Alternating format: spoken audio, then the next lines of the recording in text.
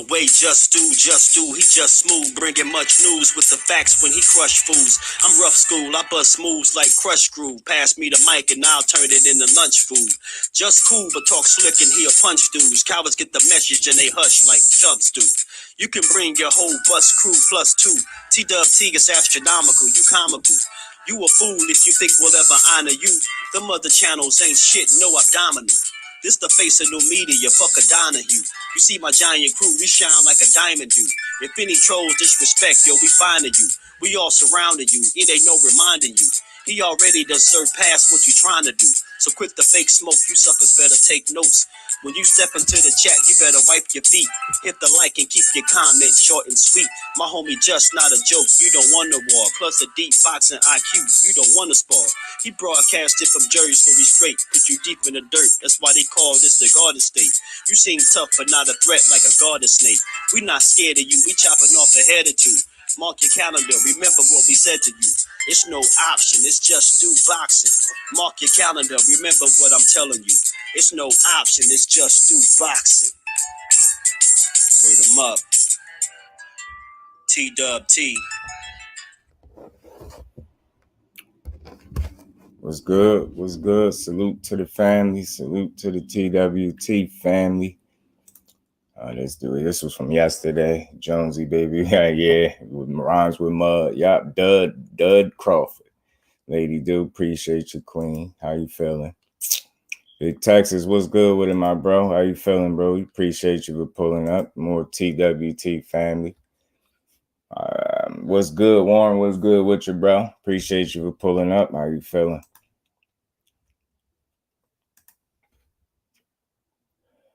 Appreciate y'all for pulling up to this conversation, man. Y'all know my slogan. We ain't here to break the news. We here to have a conversation. So we're gonna have a conversation, man. And y'all, we all up to speed on what the news is. We all know we ain't getting the fight that we all wanted this year.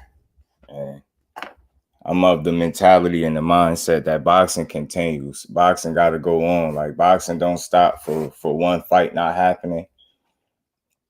And in a strange way, I made my peace with it. It's no way that we get this fight this year. And I honestly think it's a chance that we don't ever get it. You know what I'm saying? Some people still think that we're going to get it. I don't think so. Definitely not at 47. Good. Yeah, man. Yeah, man. We're going to talk about it. I had pushed this back a couple times. I wasn't going to, I know 5 on right now, but I didn't want to keep pushing this back. I just wanted to get this cook out the way. We're gonna chop it up. Like again, we ain't getting Crawford Spence. So or Spence Crawford, should I say, because one guy walked away from the negotiations right in the thick of things. He claims that it's Spence's fault. So we all know it. Everybody blaming EJ, but to me, it's one guy that got to fight right now, and it's another guy that don't. And as y'all know, the whispers on the street is that it could be Stanionis next. Charles Granger, salute, bro. Appreciate you for pulling up. Y'all smash the like button as y'all pull on up, and we gonna get into it. Oh yeah, everybody hollering Boots and Spence need to fight Boots, and you got some people saying he ducking him. So my thing is, we're gonna see who's ducking who, man. We're gonna see who's ducking. I mean, we see who's ducking who at the end of the day, and it's even being put out there that Terrence Crawford. I mean that not only Spence ducked Crawford, but Virgil Ortiz as well. And I think that's more BS. So either just at 54 kind of changes the fight to me. I think EJ size will become it could become even a bigger factor at 54. You're right, bro. And it's crazy, but somehow, some way, boxing managed to figure out a way to not get us a fight we need, and it's sad. But this conversation is more so about I say, so who's ducking who? Because I mean, it's kind of obvious. If we gonna roll with that narrative, then we got to be real.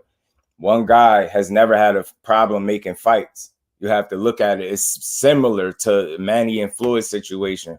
One of those guys never had a problem making fights till he got to one guy. You get what I'm saying? And in this situation, it's the same thing. You know, Spence had no problem in the past getting fights that he was supposed to get. You get what I'm saying? He got all the fights he was supposed to get. He beat the champions. He took their belts. You know what I'm saying? And why would he slow down? Why all of a sudden, where he one fight away from achieving his ultimate goal is becoming the undisputed champion at 47, all of a sudden he gonna find a way not to make the fight happen? It's a reason he didn't have another fight lined up, or he wasn't negotiating with somebody else, because he was 100% committed to making this fight happen. The fact that this fight, that their fight got worked out so fast, it tells you a lot. You get what I'm saying? It tells you a lot. And I don't know if y'all seen it, but David Avanesian, his trainer even came out and spoke, and he said it only took about 24 to 48 hours to make that fight. And he said, why? Because when two fighters make one a fight, it gets made. Simple and plain. D Free, my bro, what's good with it, D Free? Appreciate you pulling up. So I'm just past the whole, you know, this one is ducking, that one is ducking. I mean, look, just from the things we can see, like I said, one fighter, it shows by the fact that Spence didn't have another opponent lined up, shows that he was 100% committed into making this fight and only this fight. He said he had two fights before the Ugas fight. Ugas was one, Terrence Crawford was supposed to be the other one. We all know that. So, like I said, you got one guy that's left without a fight because he was 100% committed, and you got another guy that got a fight scheduled with a guy, mind you, the guy that he scheduled to fight already got a fight, child. He got a fight scheduled for November 19th. It's funny is that's the date that, you know, they was throwing out there a while back with Spence and Crawford, November 19th. But it turns out the guy that's going to be fighting November 19th is the guy that Terrence Crawford's supposed to be fighting December 10th. And that's David Avanesian. So, I mean, I just think it's nonsense. It's BS. I mean, I even see people making jokes that Spence won't become undisputed, like laughing, like that's funny. He ain't going to become undisputed because the fighter that a lot of people are rooting for, he just didn't have the same commitment. I'm going to say that. I don't even care about the duck word. I don't like it because people misuse it. So I got enough, you know, I got a deep enough vocabulary, and I know how to articulate myself in more than one way. So I know how to not say duck. You know what I mean? I'm just going to say one guy was 100% committed to making that one and only fight happen, and the other guy, you know what I mean, had some of his eggs in another basket. And that, to me, that shows some intent. You know what I mean? And, you know, people are making the excuse to a tune-up fight and all this and that. He could have fought in the summer or something like that. He could have been fought. If that's what he needed, if he needed a tune-up, he could have been got that tune-up. It's just more excuses, man. It's just more excuses, and it's sad. It's sad that this is where we at in boxing. You know what I'm saying? Where, you know, you got one guy that could do everything he said he's going to do, and then another guy that could play with the people, play with the fans, blame the fans, and then get him a nonsense fight. And, you know, I said I had a different angle. Instead of just making Bud out to be some type of duck because he's a hell of a fighter, you know what I'm saying? I don't believe he's scared of anybody. Just had a different angle. Let's say he worked too hard. You know, let's just say that. Let's go that angle with his fans, like with the diehard Bud fan. He worked way too hard, right, to be fighting in a fight that's meaningless. It's a meaningless fight. He's 35 years old. He ain't got long. He said he's not fighting till he's 40 years old. Let's be real with it. How many more fights do this dude got left? And however many he got left, I do know this shouldn't have been one of them. I don't care what nobody says. No way that you could justify an Avanesian fight in 2022. It's tough. It's tough. And it's not about who ducked what and who ducked who. It's about two dudes that their whole mission since Crawford been at 47, he wanted to snatch up the belts. Errol wanted to snatch up the belts. We should have just got this fight, but we not, and I'm over it. We not getting it this year. It's a chance, to me, in my opinion, that we don't get this fight. Definitely not at 47. But again, we just gonna roll with what we know. We gotta fight. He gotta fight. Lost art of boxing. What's good, the lab? How you feeling, Q? How you feeling, Brody? But we do know that's what it is. December 10th, right? We off that because, you know, boxing ain't gonna stop because we don't get one fight. We could go back and forth all day about who fault it is. At the end of the day, I did say this as well. Boxing as a whole failed us when we don't get a fight that we supposed to get. We being the consumer. You know what I'm saying? I think the consumer should always have a say as to who fighting. So our voices do matter more than what people want you to believe. But again, just not to stay stuck on one fight. All right, it's not happening. Screw it. I don't care who fault it is. It don't even matter. When they revisit that again, they revisit it. But as of right now, Avanesian is on deck for Crawford on December 10th on BLK Prime. That's just what it is. Now, next order of business, everybody claiming that Spence gonna duck Boots. He's gonna duck Boots. And I'm sick of the duck word because we all know that man been saying for some time he had much longer at 47. Before Boots was even a real possibility, this was always this man plans. It's like he ain't gonna change his plans just because people want him to. So this whole thought of him not fighting Boots would be a duck, I think, is nonsense. Yeah, and that's where I'm at, bro. Like I'm past the blame game because one thing I do understand in the blame game, we don't get nothing accomplished. The conversations oftentimes become counterproductive and stagnant because people stand on their squares. You have some people that just believe what they believe. So I'm just past it. Like we could go all day about it. I'm gonna just say I hope we do get this fight, and I hope it still be everything it was supposed to be. You know what I'm saying? But I just don't think it happens at 47. Now, next order of business, like I was saying, I don't think Spence moving up without fighting Boots is a duck. I'm not gonna run with that. I'm not gonna start putting jackets on fighters just because they don't make the moves I feel like I want to see them make. And if we being honest, the only real reason people are calling for him to fight Boots is because they feel like Boots can beat him. You get what I'm saying? They feel like that's a fight he can lose. They know how hungry Boots is, and some people know that's. I don't give a damn when you fight Boots. If anybody fight Boots tomorrow, it's going to be a tough fight. I don't care who you are. If you at 147 pounds, Boots going to be a tough fight for you, no matter when you fight him. No matter when you fight him, the longer you take, the more tough that fight is for anybody. The worst thing you could be is an old champion going up against a Boots Ennis, man. You'll get yourself hurt, in my honest opinion. So, I think, with him, this noise about him petitioning with the IBF, we get it. He's trying to get that fight, and he deserves it. He's 29 fights in. You get what I'm saying? How many more fights do he need before he get an opportunity? And that's the only way he's going to really be able to prove his worth and prove to these boxing fans, the detractors, that he the goods, is if he get an opportunity. Because it's the only thing people keep saying, well, who has he fought? Who has he fought? I get it. But he has to get an opportunity for that to be a situation. Somebody has to give him a chance at proving himself. Other than that, he's just going to keep beating up these other guys over and over again. But all the top contenders all fought once this year. They all deserve a shot, but they also just need to stay busy. I'm with it. I get to stay busy. Thing. Like, you don't want to see no fighter not be 100% or the best version of themselves going into the biggest fight of their career. So I'm cool with it. It's just what the way certain things played out is like, damn, if stay busy fight is what people need, just be straight up and open. Look, I'm going to take this fight because I need to stay active. And then, we're going to revisit this fight once I get one out the way.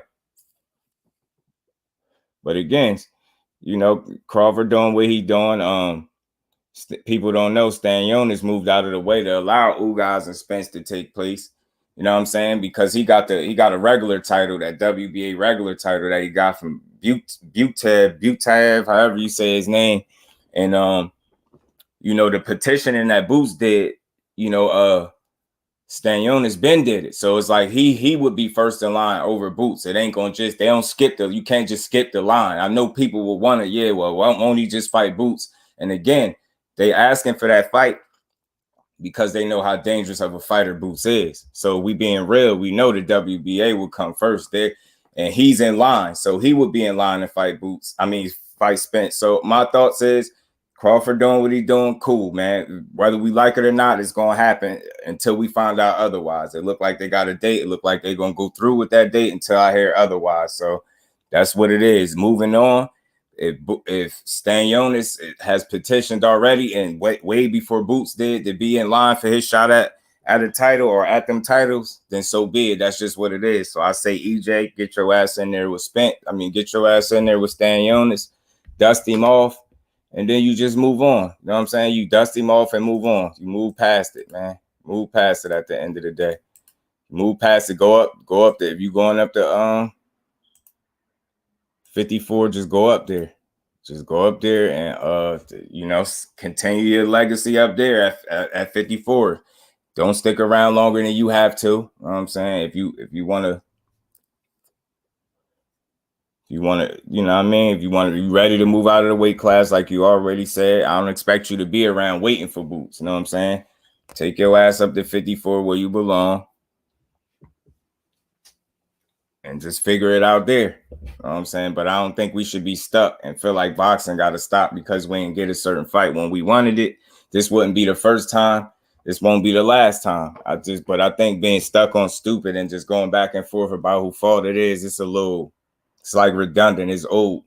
And I'm past it. Like at this point, I don't even care who fault it is, because finding out who fault it is ain't gonna get us to fight. I want to find out the solution so we could get the fight. You know what I'm saying? Instead of arguing about why they ain't fought. Bruce Guys, salute, OG. Appreciate you for pulling up. How you feeling?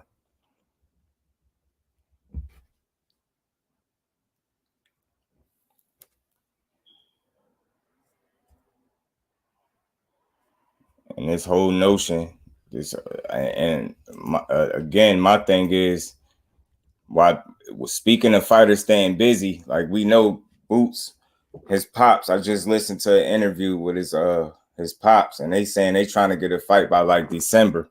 So my thing is, Virgil Ortiz, would Virgil be ready by December, sometime in December? And the reason I say Virgil, because we talking about staying busy. He just had his get back fight, a showcase fight, if you want to call it that, with McKinson. I know he was undefeated. That dude had 2 knockouts. He was fooled from the minute he signed that contract with Virgil Ortiz. I mean, credit to him. He did take him some rounds. It took Virgil Ortiz quite a minute to take him out. Took him 9 rounds to get him out of there. But nonetheless, he did get him out of there. And he didn't take a lot of punishment. Like I said, this dude ain't no puncher like that. So if we staying busy, if that's the mentality, stay busy, then I don't see no reason why he can't get in there with Boots. And why I say that is we keep talking about Bud, Crawford, and Spence. Them ain't the only 2 fighters at 47 that could fight, man. You got these young prospects. What should Virgil do? Sit around and then wait for an opportunity, or go create one for himself? And again, we all know he ain't getting Terrence Crawford either. So what is he going to do? I say on him and Boots fight, and then the winner of them get whoever got the belts at the time, or get the opportunity at them belts. I don't see why he should be able to sit there and not fight nobody. Meanwhile, people keep arguing. And the reason I said Boots and Virgil, because I made a video by Robert Garcia saying Boots, he'd be in hell for the last 5 or 6 rounds against Virgil Ortiz. So it's like you saying he had to kill Virgil to beat him. And I'm just like, well, only way we gonna find that out is if you get them 2 in there. And my question is he willing to put Virgil in there with Boots Ennis, or are you just gonna keep talking about what you think Virgil would do? He got so much dog in him, and Boots never been in there with a dog like Virgil. Virgil ain't never been in there with an athletic dog that could punch like Boots Ennis. So we'd be going back and forth all day. The same could be said about Virgil. But my thing is, when they gonna stop protecting this dude and really put him in there with somebody that could possibly snatch his when they gonna put him in there put him in there in a true 50-50 fight and see what Virgil Ortiz got, instead of keep telling us what he got. I'm gonna play this little interview, this clip from Oscar De La Hoya, talking about Virgil Ortiz and saying all the top guys is avoiding him. And this is what I'm saying. We all know, if given the opportunity, Boots Ennis ain't gonna avoid no Jaron. Boots Ennis ain't gonna avoid no Virgil Ortiz, man. So it's easy to say it, but you gotta show me, man. Show me.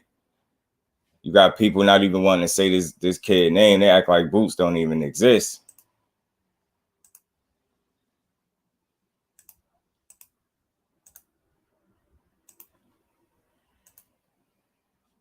I'll play this clip from Oscar.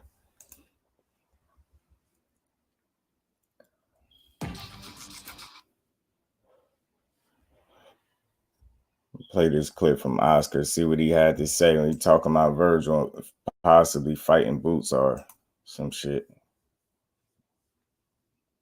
Virgil, man, what's going on with him? Everybody wants to see him back in. He's one of the few fighters that has 100% KO ratio. Can you give us any update? Yeah, so he's right there. We've positioned him as top 2, top 3 in every organization. He's right there knocking on everybody's door.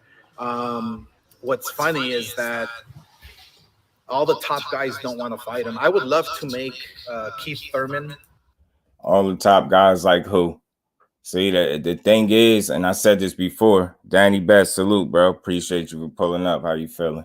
I said this before, man. Like, who the top guys? These reporters don't hold people accountable for the shit they say. And I get it to a certain degree. You interviewing, like, you just gonna let him speak his piece, but he need to be held accountable. What top guys are avoiding? What top guys are avoiding Virgil? Because we know a lot of people avoiding Boots and they don't want no smoke.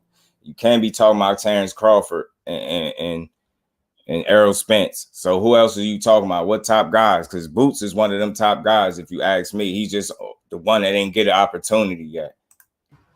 Versus Virgil Ortiz, and then have Virgil Ortiz fight the winner of Crawford versus Spence. So I'm gonna wait for that to play out. But Virgil Ortiz, yeah, we're gonna bring him back right away. Either late December or first or the month of January. Okay. Hey, see now, I'm playing this for a reason. For one, this adds to the content, and y'all can understand the way I was thinking. It's a reason why I'm saying Boots and Virgil need to fight. He's saying the top guys is avoiding them, right? So let's just assume Oscar De La Hoya is right, and he on point. He correct, right? The top guys are avoiding Boot. I mean, they're avoiding Virgil Ortiz, right? Really, the top guys, the two top guys are tied up. The ones with the titles are tied up right now, so they can't fight Virgil Ortiz. But you know who could fight Virgil Ortiz? Boots Ennis could fight Virgil Ortiz. And did you hear him? He want to bring him right back. December, January. He said December. Same thing Bozy Ennis said. He want to bring Boots back by December. He want to keep him active. So why not? You know damn well if Boots Ennis, if they put that contract on the table for him to fight Virgil Ortiz, he going to jump at it. So my thing is, are you going to sit here and cry and try to convince all the fans that everybody's avoiding your fighter, when in reality, you not really trying to put your fighter in there with the people that will fight him? And y'all know over here, I'm a heavy advocate of fighters fighting guys that want to fight them instead of just handpicking, you know what I mean, their opponents. You get what I'm saying? When Virgil has been tested, he fought a couple of good, solid opponents. He fought Mean Machine. That was a quality, solid win for him. You get what I'm saying? Mean Machine was solid for him. Maurice Hooker was solid for him. He had a couple decent fights, but at the end of the day, what you gonna do if the top guys are avoiding you? Then what you next best thing? Put him in there with Boots Ennis. And I ain't trying to hear let it build, because Robert Garcia doing a lot of talking. But the last time he had spoke on them two fighting, they needed 48 months. So I just want to know what's good with Robert Garcia, and do they still need 48 months to fight Boots Ennis? Jeff Campbell, salute, bro. Appreciate you for pulling up. How you feeling, Brody? I was wondering, like, if you guys were gonna kind of being held up because of the Crawford Spence negotiations, to see like what happens there. Sure. Maybe you could position Virgil. Sure. Yeah, there's a lot. Look, there's a lot of moving parts for a lot of these big fights, and but the way we work is that we love positioning our fighters to force that fight to take place. I mean, just the way we did with Zurdo, we forced everybody, including Bivol, to take this fight. And so, and that's the reason why Zurdo's getting the world title shot. So, And real quick, you see, that's what's up, Jeff. Glad you feeling good, bro. Appreciate you. Why hasn't Ortiz fought Alexis Rocha? That's a good question. That'd be a good. I wouldn't be mad at that fight. That's a good test for him. That's a good solid test. You get what I'm saying? But you hear what Oscar De La Hoya is saying. The way that these other guys got these fights is because you forced people to fight.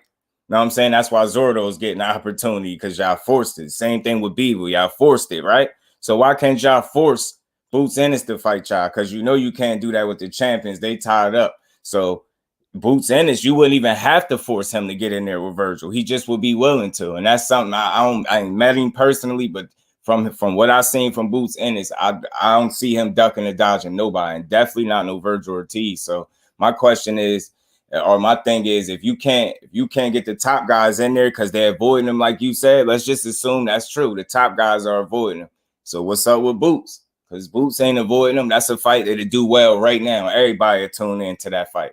Two undefeated, like, you know, possible title contenders still in that prospect phase, unfortunately, because they ain't been given the opportunities. Well, Boots ain't, but what Vergil gonna do? He got this dude saying you could force fights, right? So won't you line it up then, instead of keep talking about what you think will happen if they fight? Won't you just make the fight happen for us, and then we'll all see what's gonna happen? You get what I'm saying? Up, what's good with it? Upper Echelon Sports Bar, what's good with it, my bro? You get what I'm saying? Been asking for him. So what's up with that? You gonna just act like, you know what I mean? What's up with Boots Ennis? Dr. Mark, salute, OG. Appreciate you for pulling up. How you feeling? You know, it's if you don't want to fight any of our guys, then that's what we do. We force them to make the fight happen. So that's what exactly guys. Then that's what we do. We Gonna run this back again.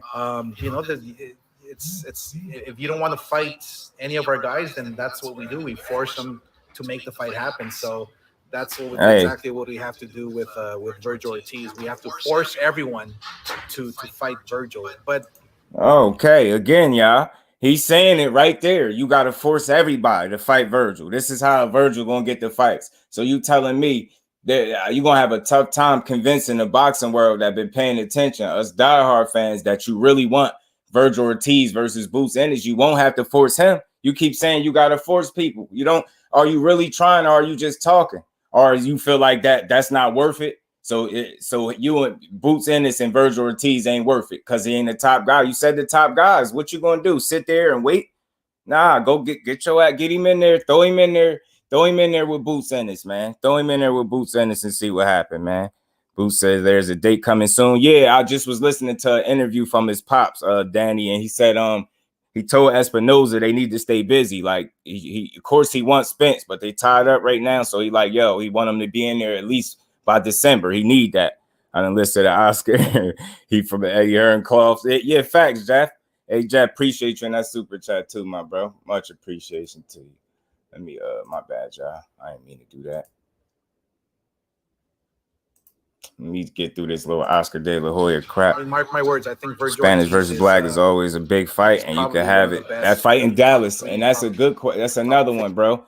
That fight in Dallas, knowing how they rock with Virgil Ortiz, he'd do that shit. It'd do amazing numbers. It'd do well. Everybody is supported. It won't have to be on pay-per-view, so it'll be a free fight, assuming, and we'll all be to enjoy that one. You get what I'm saying? Boots will cook Ortiz. Hey, Jonesy, man. Hey, I feel you. And I've been saying this. And the reason why I did this, and I got Cool Boy and Inoue in the title too, because I've been getting a lot of pushback with one of my videos and people been complaining. So I was hoping some of them people show up that just think Inoue gonna move right up and just mop the floor with Cool Boy. You're gonna have to show me. Kurt, what's good with it, my bro? How you feeling, Kurt? Appreciate you for pulling up. Yeah, they want Boots and Virgil to be at least one standing. I'm telling you, the last one standing. I'm telling you, bro. And just throw him in there. Like, he ain't even got to do all this talking. You keep saying you got to force people to fight your guy. You don't have to force no Boots Ennis. You not. Just get him in there.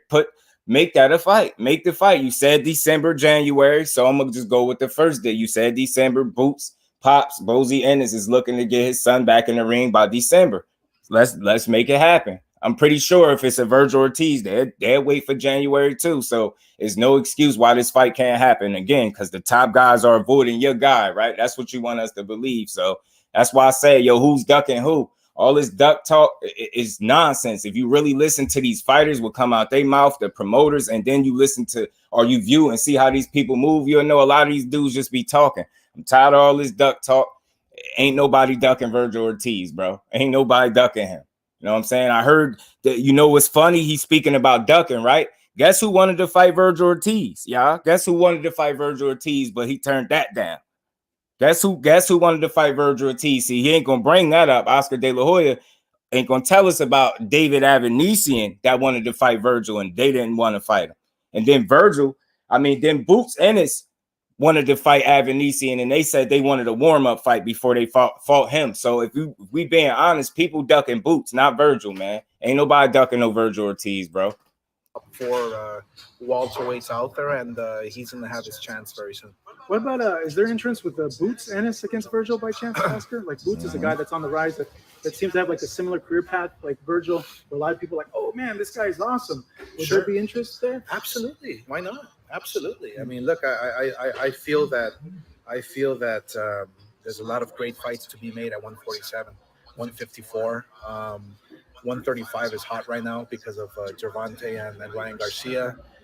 168 obviously is hot because of Canelo and and so boxing right now is hot on the rise, and it just keeps.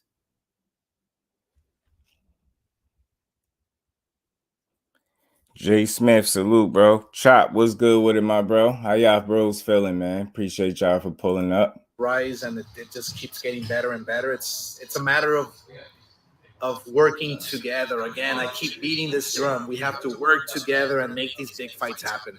That's the bottom line. But I see the light at the end of the tunnel. I think a lot of these promoters out there are willing, and networks are willing to work together and in order to give the fans the fights that they want to see. What's your interest level with like a fight? If you can't get like Spence or Crawford, which you said you want to get those fights, they're kind of negotiating for a fight. Who else out there? Like I would think like maybe Thurman, but that might be a little hard because the zone PBC. Yeah. Boots I think is with Showtime, but not with PBC. Like, what's an interest with you in Boots? I mean, I'll fight anybody. I don't care if it's Boots. I don't care if it's Thurman. I don't care if it's Spence or anybody. Crawford, I really don't care. I would love to fight someone else. I don't care. Huh. Yes, sir. Said the magic words. Did y'all hear him? He would love to fight one of those dudes next. He'd love to fight it. So that's all I really wanted to get with that. Get that out of here. Appreciate everybody in the building. Y'all smash that like button for me. Appreciate my bro Jeff Campbell in that super chat. Appreciate you putting the color in the chat for me, bro. Yeah, Chop, man. Cleaned up, man. Let me get to some of y'all comments. My bad, y'all. I'm a little behind, y'all. And say something. They're not gonna fight Boots till he looks like he can be beat. I said that they're gonna try to wait that out, and that's just gonna be a long time. Oscar also holding up Tank and Ryan, trying to have the zone involved. Yeah, man, that's another fight that they keep stalling on. Anyway, never fought a spar or black fight. Hey, up. People don't do their research. Just saying he gonna get in there and mop the floor with him is a stretch. You get what I'm saying? I ain't saying he can't win, but I had a lot of pushback from that Inoue video I did. I think they want to kill Ortiz. Like they don't want to kill Ortiz like that yet. Boots is a different animal. Promoters are always going to say they're ducking their fighter. Yeah, and we know that's promoter talk, but we here to they like to blur the lines with all this duck talk, but we here to clear all that up, man. Boots and Ortiz not going to fight unless belts on the line. They already said it. And hey, man, they might have said that, but you know what? How they gonna get the belts? Because if Boots get one first up, he ain't never gonna get no belt. Not at 47. Not while Boots there. You get what I'm saying? Is whoever get to them belts first. But I just don't see why, especially if we talking about staying busy. And then again, the reason why I said this is because you hear what Oscar is saying. I understand what they said before, but again, he kind of backtracked on some of that. You said you can't get the top guys in there, right? Because they're avoiding them. So and then they asked about Boots. He like, yeah, man, I just keep saying we got to work together. And then you hear his fighters say, yeah, you'll fight Boots, you'll fight Crawford, you'll fight whoever. So I'm like, yeah, let's go. I like that talk. So if your promoter talking like that, you talking like that, I don't see why no fight can't happen, man. Blair Cobb want to smoke with Ortiz. He'd destroy him. Crawford didn't. What's that? Crawford didn't want to fight Ortiz. Jay Smith, salute, my bro. Appreciate y'all pulling up. Stanionis called Virgil out too. Yeah, man. Yeah, let's talk about it. So again, who really ducking who? Because that's what I said. He just not gonna be able to sit here and say his fighter, everybody ducking his fighter, man. Call them the Golden Ducks. I'm telling you, they doing the strategic ducking. They talking one way and then allowing their promoters to do the rest of the heavy lifting in terms of helping them duck somebody or avoid a fighter. Cool boy dog for real, man. Y'all smash that like button for me, man. Appreciate everybody in the building. How y'all feeling? Man, Boots gets them first. It's a wrap. Yeah, Boots already called out Ortiz, and then Ortiz need a few more years. Yeah, it was 48 months, bro. It was 48 months they needed. When he vacates the belts, yeah, he gonna try. He gonna have to. Did you see Ortiz versus McKinson? Yeah, I seen it. I seen it, and I had somebody arguing with me about that. I don't see him in these comments. I was hoping he'd pop up because they usually be on around this time in my comment section, going crazy. I seen it. I felt like I tried to give Ortiz the benefit of the doubt because he was coming off that health situation. But to me, he took a long time getting McKinson out of there, and he showed some inexperience not being able to cut the ring off, and he got frustrated when McKinson wouldn't sit still for him to punch on him. You know what I'm saying? So I see some hoes. Boots are destroyed Ortiz. I'm standing on it. All of them is Spence, Stanionis, and Boots are ducks. Talk about it. Knockout. What's good with you, bro? Appreciate you for pulling up. D man, my bro. How you feeling, Brody? How you feeling? Yeah, man. Yeah, they got to get in there. That's what I'm saying. If we talking ducks, then we got to call the right people ducks, man. We just can't be irresponsible. And, you know, Boots Ennis ain't ducking no smoke. And like Oscar De La Hoya keeps saying, you got to force fighters to get in there with Ortiz.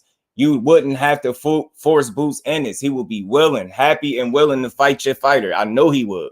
He thought Figueroa was going to knock out Cool Boy. Nope. Facts, man. They got to just get that man more respect. That's all I'm saying. At least respect that he been at the weight class that he been at.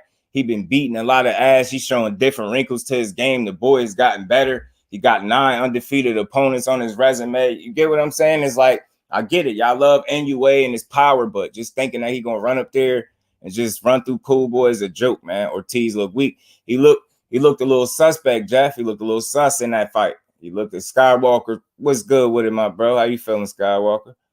Kenny hit him too much, just no power. He hit him a lot too, bro. Did you notice? He was willing to kind of trade with Ortiz. I was like, damn, if you had more pop behind your punches, bro, you'll be all right. He'd be all right, but he tried.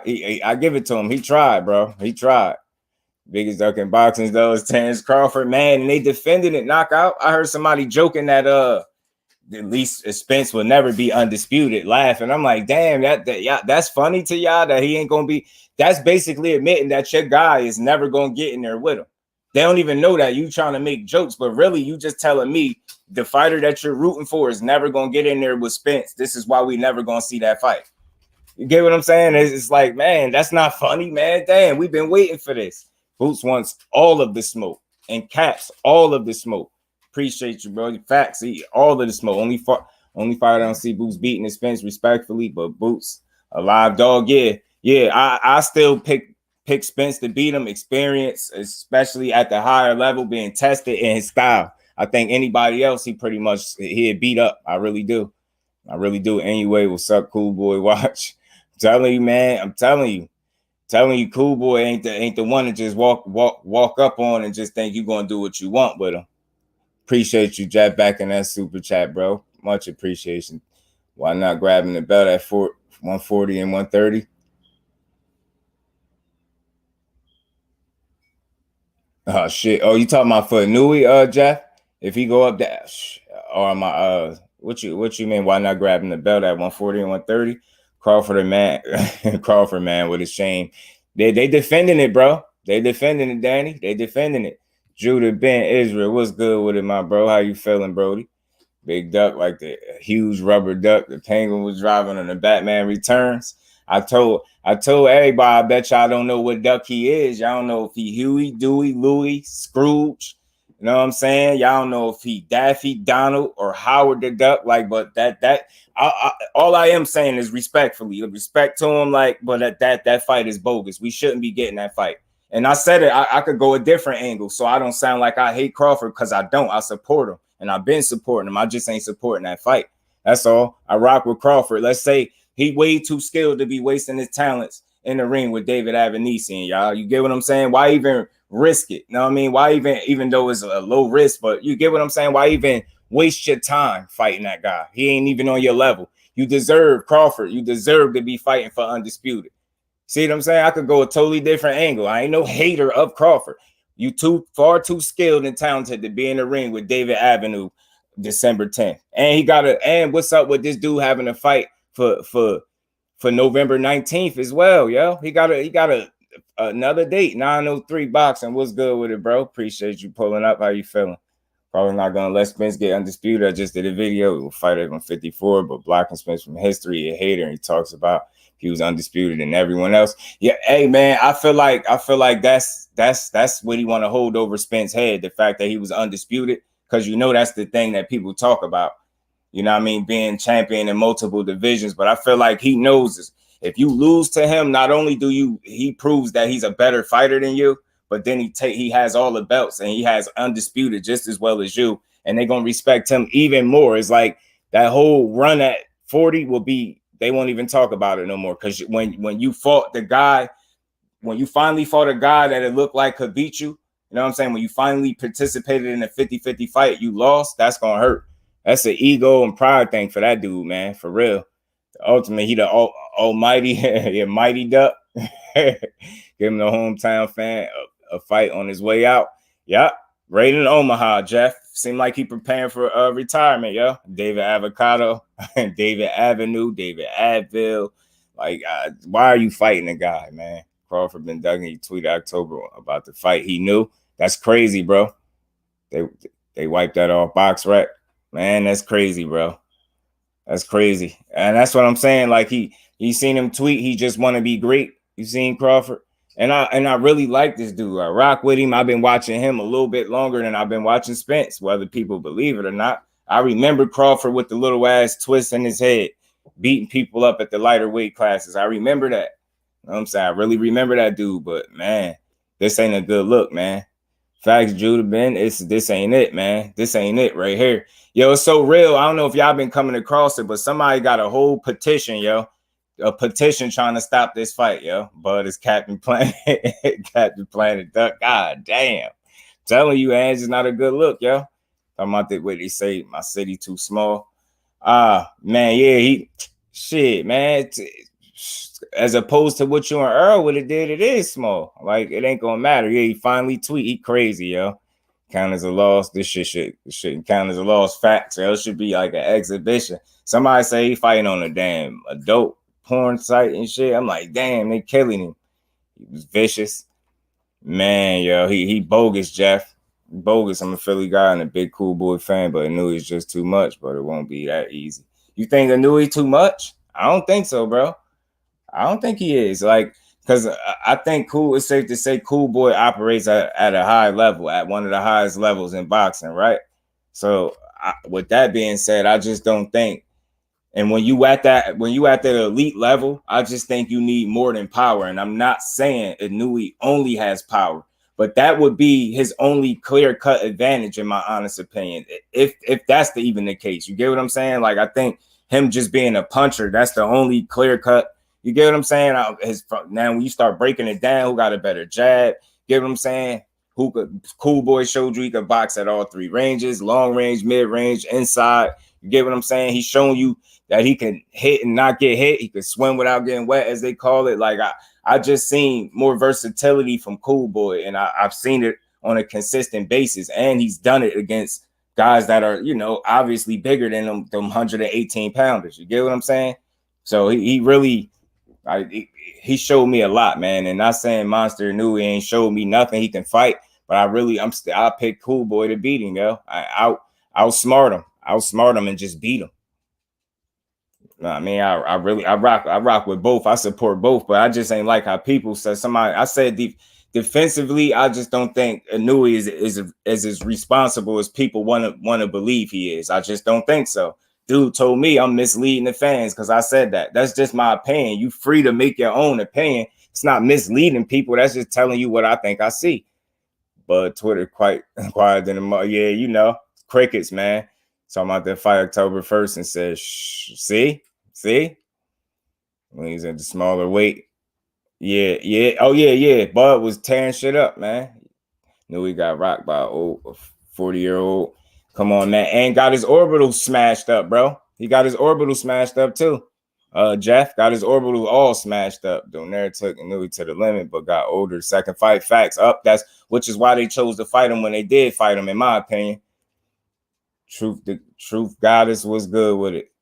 PBC stopping every promotional company from making money, period. Y'all forgot Floyd got moving how he fit. As long as his bag don't stop, if Boots was on the Floyd, I bet you he would have a fight. Maybe Cool Boy by UD.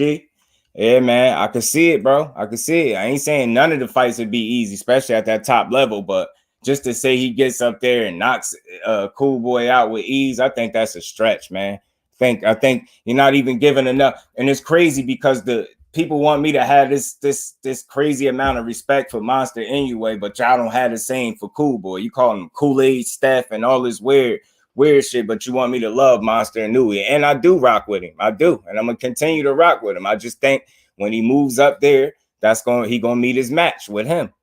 Figueroa would destroy Inoue. Cool Boy was in that fire. And this is what I'm saying. Up, man, they don't get it. The boy showed you he could stay in the fire, man, and find a way to win. And do it impressively, man. He did. He fought Brandon Figueroa doing what Figueroa liked to do and beat him doing it. Be every dude every way. This is what I'm saying, man. Knockout was saying the same thing. We was having a brief conversation about this. Just breaking it down. Cool Boy is my choice. I think Monster opens up too much, chasing the big shots. And you know that's all he is. He he want to hurt you, and I ain't mad at him. Punch, do your thing. But I just think Cool Boy would know what range to fight at. And would stay out of trouble. He'd stay out of harm's way. He's not going to just, you know what I mean, go right in there and rock him, sock him, robot. He's a smarter fighter than me. He showed me more wrinkles to his game. He's more versatile than me. That's just what I see. You know what I'm saying? And he's a damn unified champion, man. 9 undefeated, you know what I mean? Opponents ain't nothing to sneeze at, man. Especially when they was decent. They was decent opponents when you move up in weight. That power different. Look at Loma, that power don't be the same. Hey, man, I said this too. I said the same thing up when he moved up in weight. And another thing I noticed, when the fighters are closer to him in size, he typically doesn't look as dominant. You get what I'm saying? I've noticed that. Some guys it be tailor-made for Loma, but look at some of those fights, man. It got a little bit tougher for him when he moved up. Just a little bit. You just got to watch him. I don't know, man. I'm just going to see what I see. Yeah, nah, man. That's cool, man. Look, bro, I welcome diversity over here, bro. I welcome diversity. So, like, what I'm saying is always, that's going to be my opinion until they fight. You get what I'm saying? I'm not going to dish your opinion because you feel like Inoue. It's a good conversation. That's why I brought it up. And that's why I feel like it's easier when people come through the lives rather than typing in a comment section, because they might watch a piece of the video and only take a piece of what they heard you say and focus all their comments based on that one point. Those dudes that are where they at for a reason. Monster Inoue has been exactly that at them smaller weight classes, a monster. But there are some people that he could have fought too, if we really talking about it. You get what I'm saying? He didn't fight everybody. So you get this whole notion that he's gonna jump to 22 and just beat him easy, shit, man, hell no. Figueroa was walking Cool Boy down. I say, but look how he fought him though. Cool Boy, look how Cool Boy fought him. You know what I'm saying? He fought him doing what Brandon Figueroa likes to do. That's what makes that fight impressive. Staying in the inside, staying in that fire, and coming out on top. That's why Brandon Figueroa was so salty at the end. Then when Cool Boy said something about running it back, Figueroa was cool on that. So he ain't really want to run it back. He ain't really want to run that back. Yeah, man. Or his fans are doing it. Jeff, his fans are damn sure doing it for him. It's not defensively sound at all. I just see all offense. That's all I be saying. It's just my observation. I'm not saying he's never shown any level of defense in there. He just, to him, defense is not a priority as much as it is like an option for him. You get what I'm saying? It's like almost as an afterthought because he's so offensively dominant in his fights.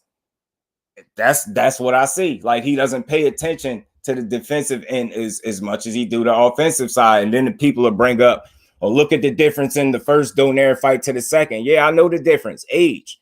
What was it, about 3 years, y'all? You get what I'm saying? What was it, about 3 years? 3 years, I think it was. Any Cool Boy heavier. Yeah, no one watching his undisputed fight in December. And that's real, bro. Yeah, y'all smash that like button for me, man. While we rock out with a seasoned boxer, not a puncher, it gets different. Yeah, man. Yeah, debates are always fire. Yeah, and the thing is, Danny, see, I know how to keep it so it's give and take. Like, what I say ain't more right than what you say when we talking our opinions, our viewpoints. That's how you move the conversation along. So if somebody think Inoue beat him, that's cool. I wouldn't be mad at all. You know what I'm saying? Tansborough, Crawford, yeah, man. Kurt, man, it's disappointing in 2022 that Avanesian is on the docket for Crawford. People don't see it that way. I get it, to stay busy deal, but you could have stayed busy against somebody else, man. That's not it. You know, two different beasts. Knew he would have Figueroa walking down too. He too small, yeah. And that's a fact. He never fought one. He said we strong, athletic. You know what I mean? He felt like him and Cool Boy would be a very technically, challenging fight. He said that too. Said, didn't who retire? Who that, Jeff? It's different beasts, yo. Demetrius Bright, my Brody. What's good with it? TWT family in the building. Appreciate you pulling up. How you feeling, bro? Doing there, yeah. Damn near 42 to 3 years. They know what they did, Jeff. They know what they did. They waited that man out a little bit. You know what I'm saying? They waited that man out just a bit. They waited him out long enough, and they got a different result. I mean, shit. It wasn't shocking to me. You get what I'm saying? Danny, Garcia. You talking about Danny? Or you talking about Roman? That you talk that photo, Cool Boy. My bad if I mixed up what you was asking, bro. But yeah, man, this is why we had these conversations. And again, this is why we had the fights. If we knew who would win all the time in every fight, what would be the point of having a fight? You get what I'm saying? We need to see these fights. But at the same time, you know, dudes got to be willing to make sacrifices. He got to get the 22 first before you could just crown him the king of 22 without him even being there. Oh, Danny Roman. I'm not sure if he retired after that loss. Did he? I'm not for sure on that, Jeff. I could check, though. I'm not sure, but I know he got outclassed pretty damn bad. My boy ain't big for the division. Anyways, big for his division. That's why he wants to move up. And that's good, Danny, because then I mean we got a real good chance of seeing that fight because I don't see Inoue being no duck. I ain't going to call him no duck, even though I know some people he could have fought that he didn't, but we ain't got to really get into that. When he get to 22, we know what fight we want right from the rip. 1 year means a lot in boxing. Man, do whatever, especially when you spent that 1 year putting in the right work. You know what I'm saying? Not just working hard, but working smart. Yeah, that shit makes a difference, especially up when you already in an advanced age in your career. 1 year is a lot, let alone 2 or 3. You get what I'm saying? So it's just, you know what I mean? And they say it all the time. Boxing is a young man's sport. Indeed, it absolutely is.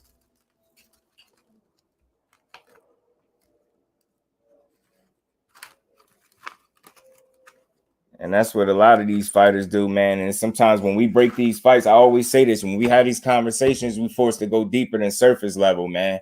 Everything you can't look at boxing. Boxing is deep, is a sport with many layers, man. And you can't sometimes just look at surface level, you ain't gonna do it. Got Roy Jones 1 year, went on a 5-fight losing streak. You see what I'm saying? You know what I'm saying? Way past it, shit got different. Shit got spooky for Roy. He had some bad ones too, some real bad knockouts. Them shits look terrible. He should have been. Facts. Age is undisputed, and Father Time is undefeated, truly, and will always be. Always be. And I always say two of the worst things too for a fighter is Father Time and inactivity, man. That shit is like a double negative, man. 2 things you don't need. But at the end of the day, man, like I came here to talk, you know, just a bit about this duck talk and how we use the word too loosely. Like if we hold fighters accountable, then you ain't even got to call nobody a duck. You just hold them accountable for the shit they say. When they say one thing and do another, we got to be able to point that out, be able to call a spade a spade. Like, you know what I mean? When you got a fighter like EJ that spent his whole career doing exactly what he said he was going to do, you know what I'm saying? And I think what the most impressive thing about his career is, you know, since he's been at 47, he's been wanting to be undisputed. I think one of the most impressive things about Spence's career is look at the setbacks he had, right? The 2 setbacks with the car accident and the torn retina, right? Just factor in all that time out that he spent out the ring, right? Just factor in all that time and then look at the situation now. And this dude really 1 fight away from achieving his ultimate goal and is being held up. And people want to blame everything in the world. But what or who or what party involved needs to be blamed. It's crazy to me. It's crazy. The man ain't did nothing but be a man in his word. And that still ain't enough for people. Shit crazy. Dude, Boo Boo is done in boxing. He's saying he got something else planned, Jack, but it's just hard to have, like, you know, That's my guy too. But it's like, all right, I'll just wait to see it. Feel me, Jeff? I'll just wait to see it, bro. If you whatever you is you planning on doing, I gotta wait and see if you really do it, bro. That's all. If you really do it, it's cool.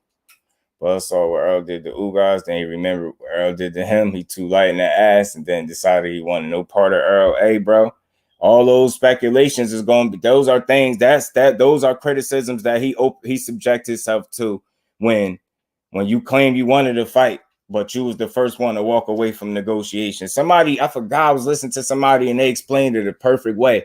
It was like what the two fighters with him and Earl was doing, right? Was almost like playing chicken, if you would, right? And then he was the first one to turn. You get what I'm saying? To turn away from the situation. So it's hard for me to believe that he wanted it more than the guy that's left without the fight. You get what I'm saying? It's very frustrating. Dude is crazy. Kurt, he bogus for that. Think he's still recovering from his injury. Yeah, it's still a bit. Yeah. And still moving forward. Crawford say the puppet master. And he probably really believe that, bro. You know what I'm saying? 903, man, this shit just is sad. And it's like, again, just so I don't come off as a guy that's tearing down Terrence Crawford, I just, came up with a different angle. All right, he's far too talented to be wasting his time with David Avanesian in 2022. Knowing that he ain't fighting until his 40s or up until he's 40, he already said it. He's 35. He just turned not too long ago. K-Rod, what's good with it, bro? Appreciate you for pulling up. How you feeling? So it's just frustrating, and that's where we at right now.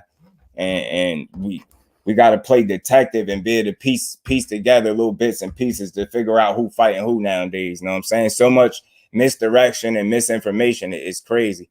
He's trying to fight Chris Eubank Jr. before he fought Conor Ben. Yeah. I seen him call that out a little bit.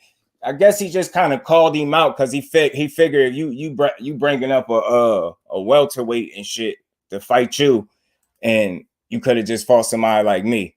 So see, I watched Boo Boo and Chris Eubank. Why not at 160 or 68? Because Chris Eubank been as high as 68. I heard BLK Prime and can be sure of the money if that's the reason. Yeah, man. Somebody did some digging with that. Somebody did some digging with that, and that situation looked real suspect, Warren, with that promotional situation, and I don't even know if it's really tearing him down. This is what he does. I always say I'm not tearing him down because people interpret everything that doesn't line up with their viewpoint as hatred. It's not hatred. I support boxing. I was telling somebody that in the comments. Y'all got to stop saying, ignorant, just making ignorant statements. I support boxing, but I don't support the move that he made to fight a guy that just don't belong in the ring with him. Get what I'm saying? And even his fans got to be able to respect that. I ain't got a name call and be weird about it. It's just what it is. Is we us boxing fans deserve a better fight than what he is allegedly about to give us December 10th. That's all it is. You know what I'm saying? Most of the division is going to flame up when Spence moves up and Bo will get destroyed. It's gonna be hard. Oh man, I'm gonna skip over that. All top welterweights coming up. Yeah, man. Boots is gonna be his division. I truly believe once EJ move out of there, it's gonna be Boots to take over. Either fight Earl, drop the belt, so EJ gets a chance for undisputed. I'm with that too, though, bro. If you're not gonna be the one, you get what I'm saying, and you got people saying he's trying to age him out. Nah, he ain't aging him out. If that's a narrative people are pushing, I could say, well, he trying to wait Earl out because he know he ain't got long at the weight class. You get what I'm saying? It just sounds ignorant. At the end of the day, boxing truly failed us by not finding a way to make this fight happen, y'all. It really did. And, the end of the day, one guy's left without a fight. One guy has a fight. To me, it seemed like one guy was 100% committed to making one fight and the other guy was more interested in making a fight with somebody else. And that's just what it is. Like, it's no defending that. Sound like Bud team. Yeah, bro. It's just no defending that. Fair's going to be on that fight. Watching paying $10 million, but a company worth $5 million. Up. I was hearing some weird stuff like they got they getting a loan or something from some investment company or some along those lines. It's weird. It's weird. Like they were $5 million, but they was going to borrow the other $5 million or get a loan from somebody else. It's weird. And it's like, but I heard he getting 10. because they're saying 8-figure payday. Then he's supposed to be Avanesian is supposed to be getting $8 million. So like that's $18 million. So y'all really about to pay them two dudes. Avanesian he ain't never made $8 million in his life. He probably ain't made that for his entire career, y'all. You get what I'm saying? Like, so something just don't sound right with that. But holding on to that belt for dear life. Hey man, he don't want to let it go. EJ has a brief time. We left at 47, and we all know that because he been vocal about it. Dudes will be on Twitter. Y'all be on social media enough. Y'all know every time each other say something. Y'all know the people at the table felt this. And that's a fact, Jeff. And that's all I be trying to say. Like, I try to come up with a different angle so it don't come across as Bud hate, because it ain't no Bud hate over here. I don't think nobody in this chat hate Bud, but I don't think people like how he move, or they don't understand how he moves. And that's just fair. You get what I'm saying? Yeah, facts, yo. You got bit that people don't know. Like, I got some shady stuff. You get what I'm saying? This Kenny do that stuff real, man. And they thought people was just yelling it out. Nah, man. People out there got dealings with shady people, man. Watching that fight won't happen. I'm hearing some rumblings too. I just don't want to speak on it just too soon, like, and me report it, because y'all know I never mislead y'all, and I ain't saying nobody else do, but one thing I never will do is mislead y'all. So if I don't know something, I won't speak on it. Y'all smash that like button for me too while y'all up in here. Salute to all the family in here. Everybody that's in here, appreciate y'all for pulling up. Frank Warren smiling all the way to the bank. Facts. And ain't got a care in the world, Jeff. E. Ortiz, salute, my bro. How you feeling? Appreciate you for pulling up. Reading that the only way they were 5 million too. That's why I was puzzled. And pay-per-view isn't going to make nowhere near that, I believe. Nope. Who's really buying that fight? And then it's a $40 fight. It's out of nowhere. Everybody got to subscribe or sign up to another additional platform to pay for it. Like, I'm hearing wild ass bogus payouts of 10 million for him and then 8 for Avenue. That's a lot of money for a company that's only worth 5, y'all. That, like, I ain't no mathematician or nothing like that, but that math definitely ain't math. Where y'all getting this money to pay these people? But mandatory come due after David Avocado. We on it, Jeff. We gonna watch this situation unfold in front of all of us. Warren, what's good with it, Brody? How you doing, sir? I'm all good. Thank you for allowing me on your panel, brother. Salute to you. Always, I hope much success. I hope your channel grows, whatever direction you may go in. Yes, sir. Get all that you can get, be all that you can be, brother. That's what we used to say in the Army. You already know. As far as BLK Prime, and I'm just gonna specifically say this. I dug into BLK Prime a lot more. Now, the article that I initially ran across, right, was the same article that you did which is public on Google, which said it was 5 million. That particular page, if you look at that particular page, anybody can put a post on that particular page. And I'm not trying to downgrade what you're talking about, but I did a little bit more deep digging, and Belize of Brazil, not Brazil, but Belize, the government hired a film commissioner. I forget his name, so please, it's out there. A film commissioner that joined up with BLK Prime. As a matter of fact, I believe they have it if you look on About Us, I think it talks a little bit about the commissioner. And then once you go on to Google and you type up that commissioner's name, you'll find out that the government has to decide on that film commissioner. Now, he has experience in producing films, and the government is also subsidizing that platform. Yeah. From Belize, the country of Belize. That's just one part of it. Another part of it is they have other, that platform is made to allow content creators or filmmakers that just coming out to join them and putting their product out instead of just the big productional companies now. So they have an opportunity to do that as well. So I'm pretty sure that they're invested in that.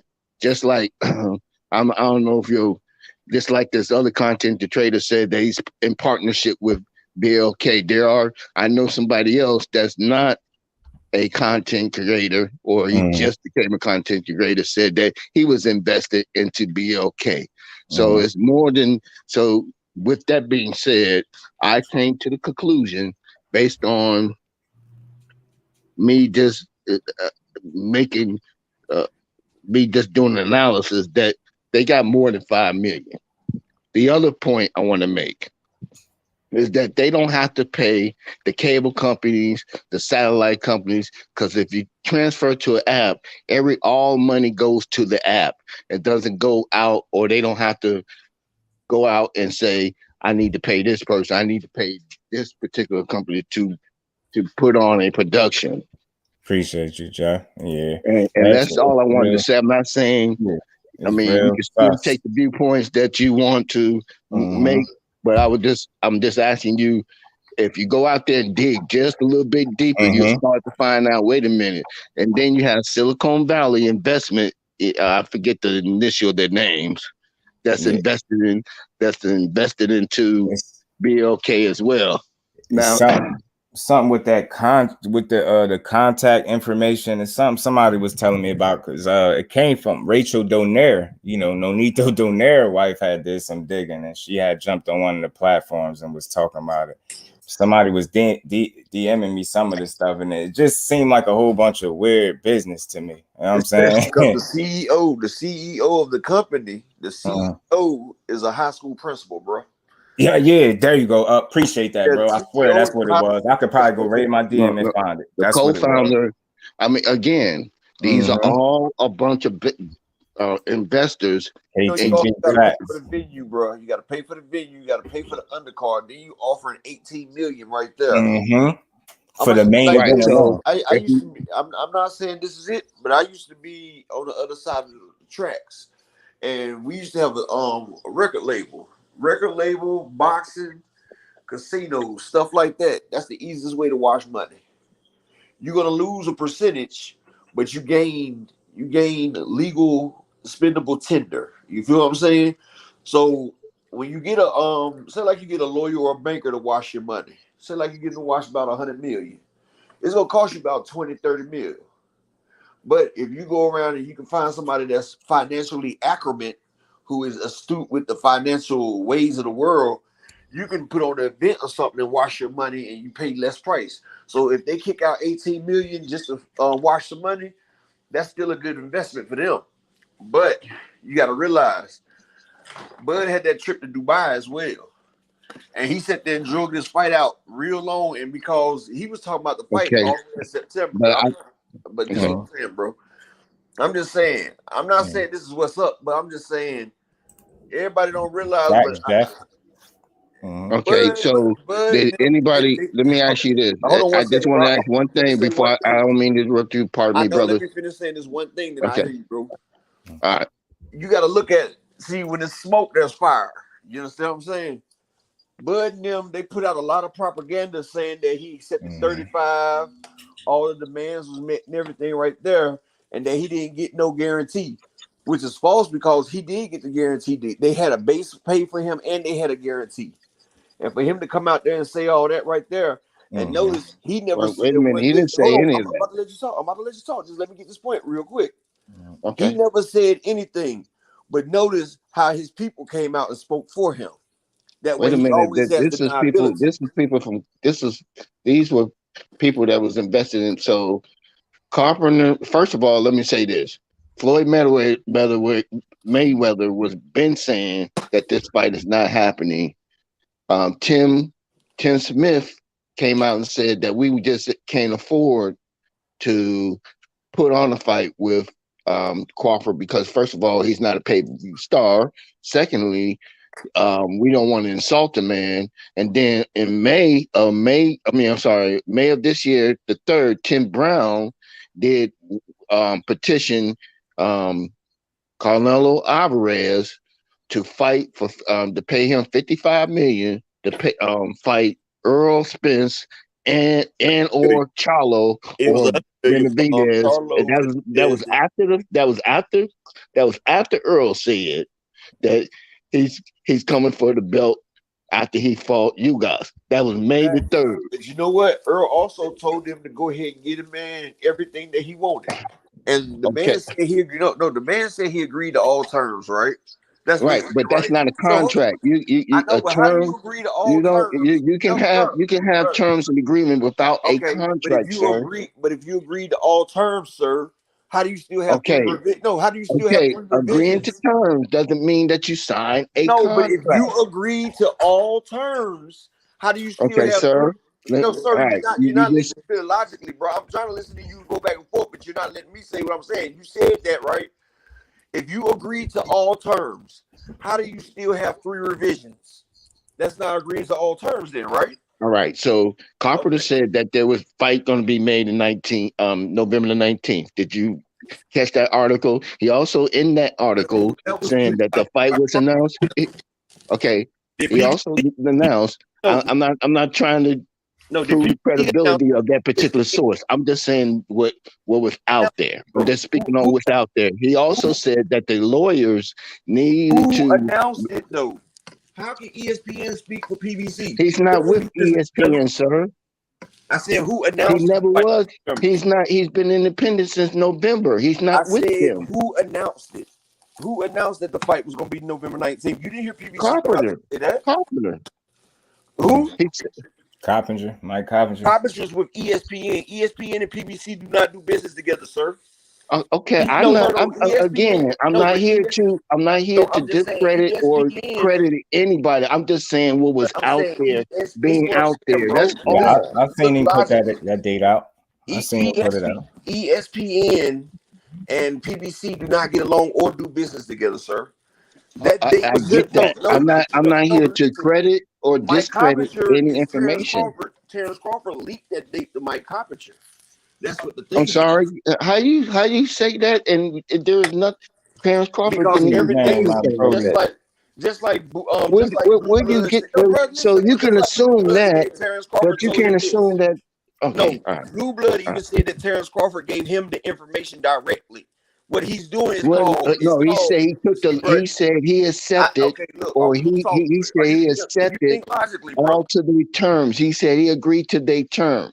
Oh no, he said he agreed to everything. If you agree to everything, how do you have revision? Okay, all right.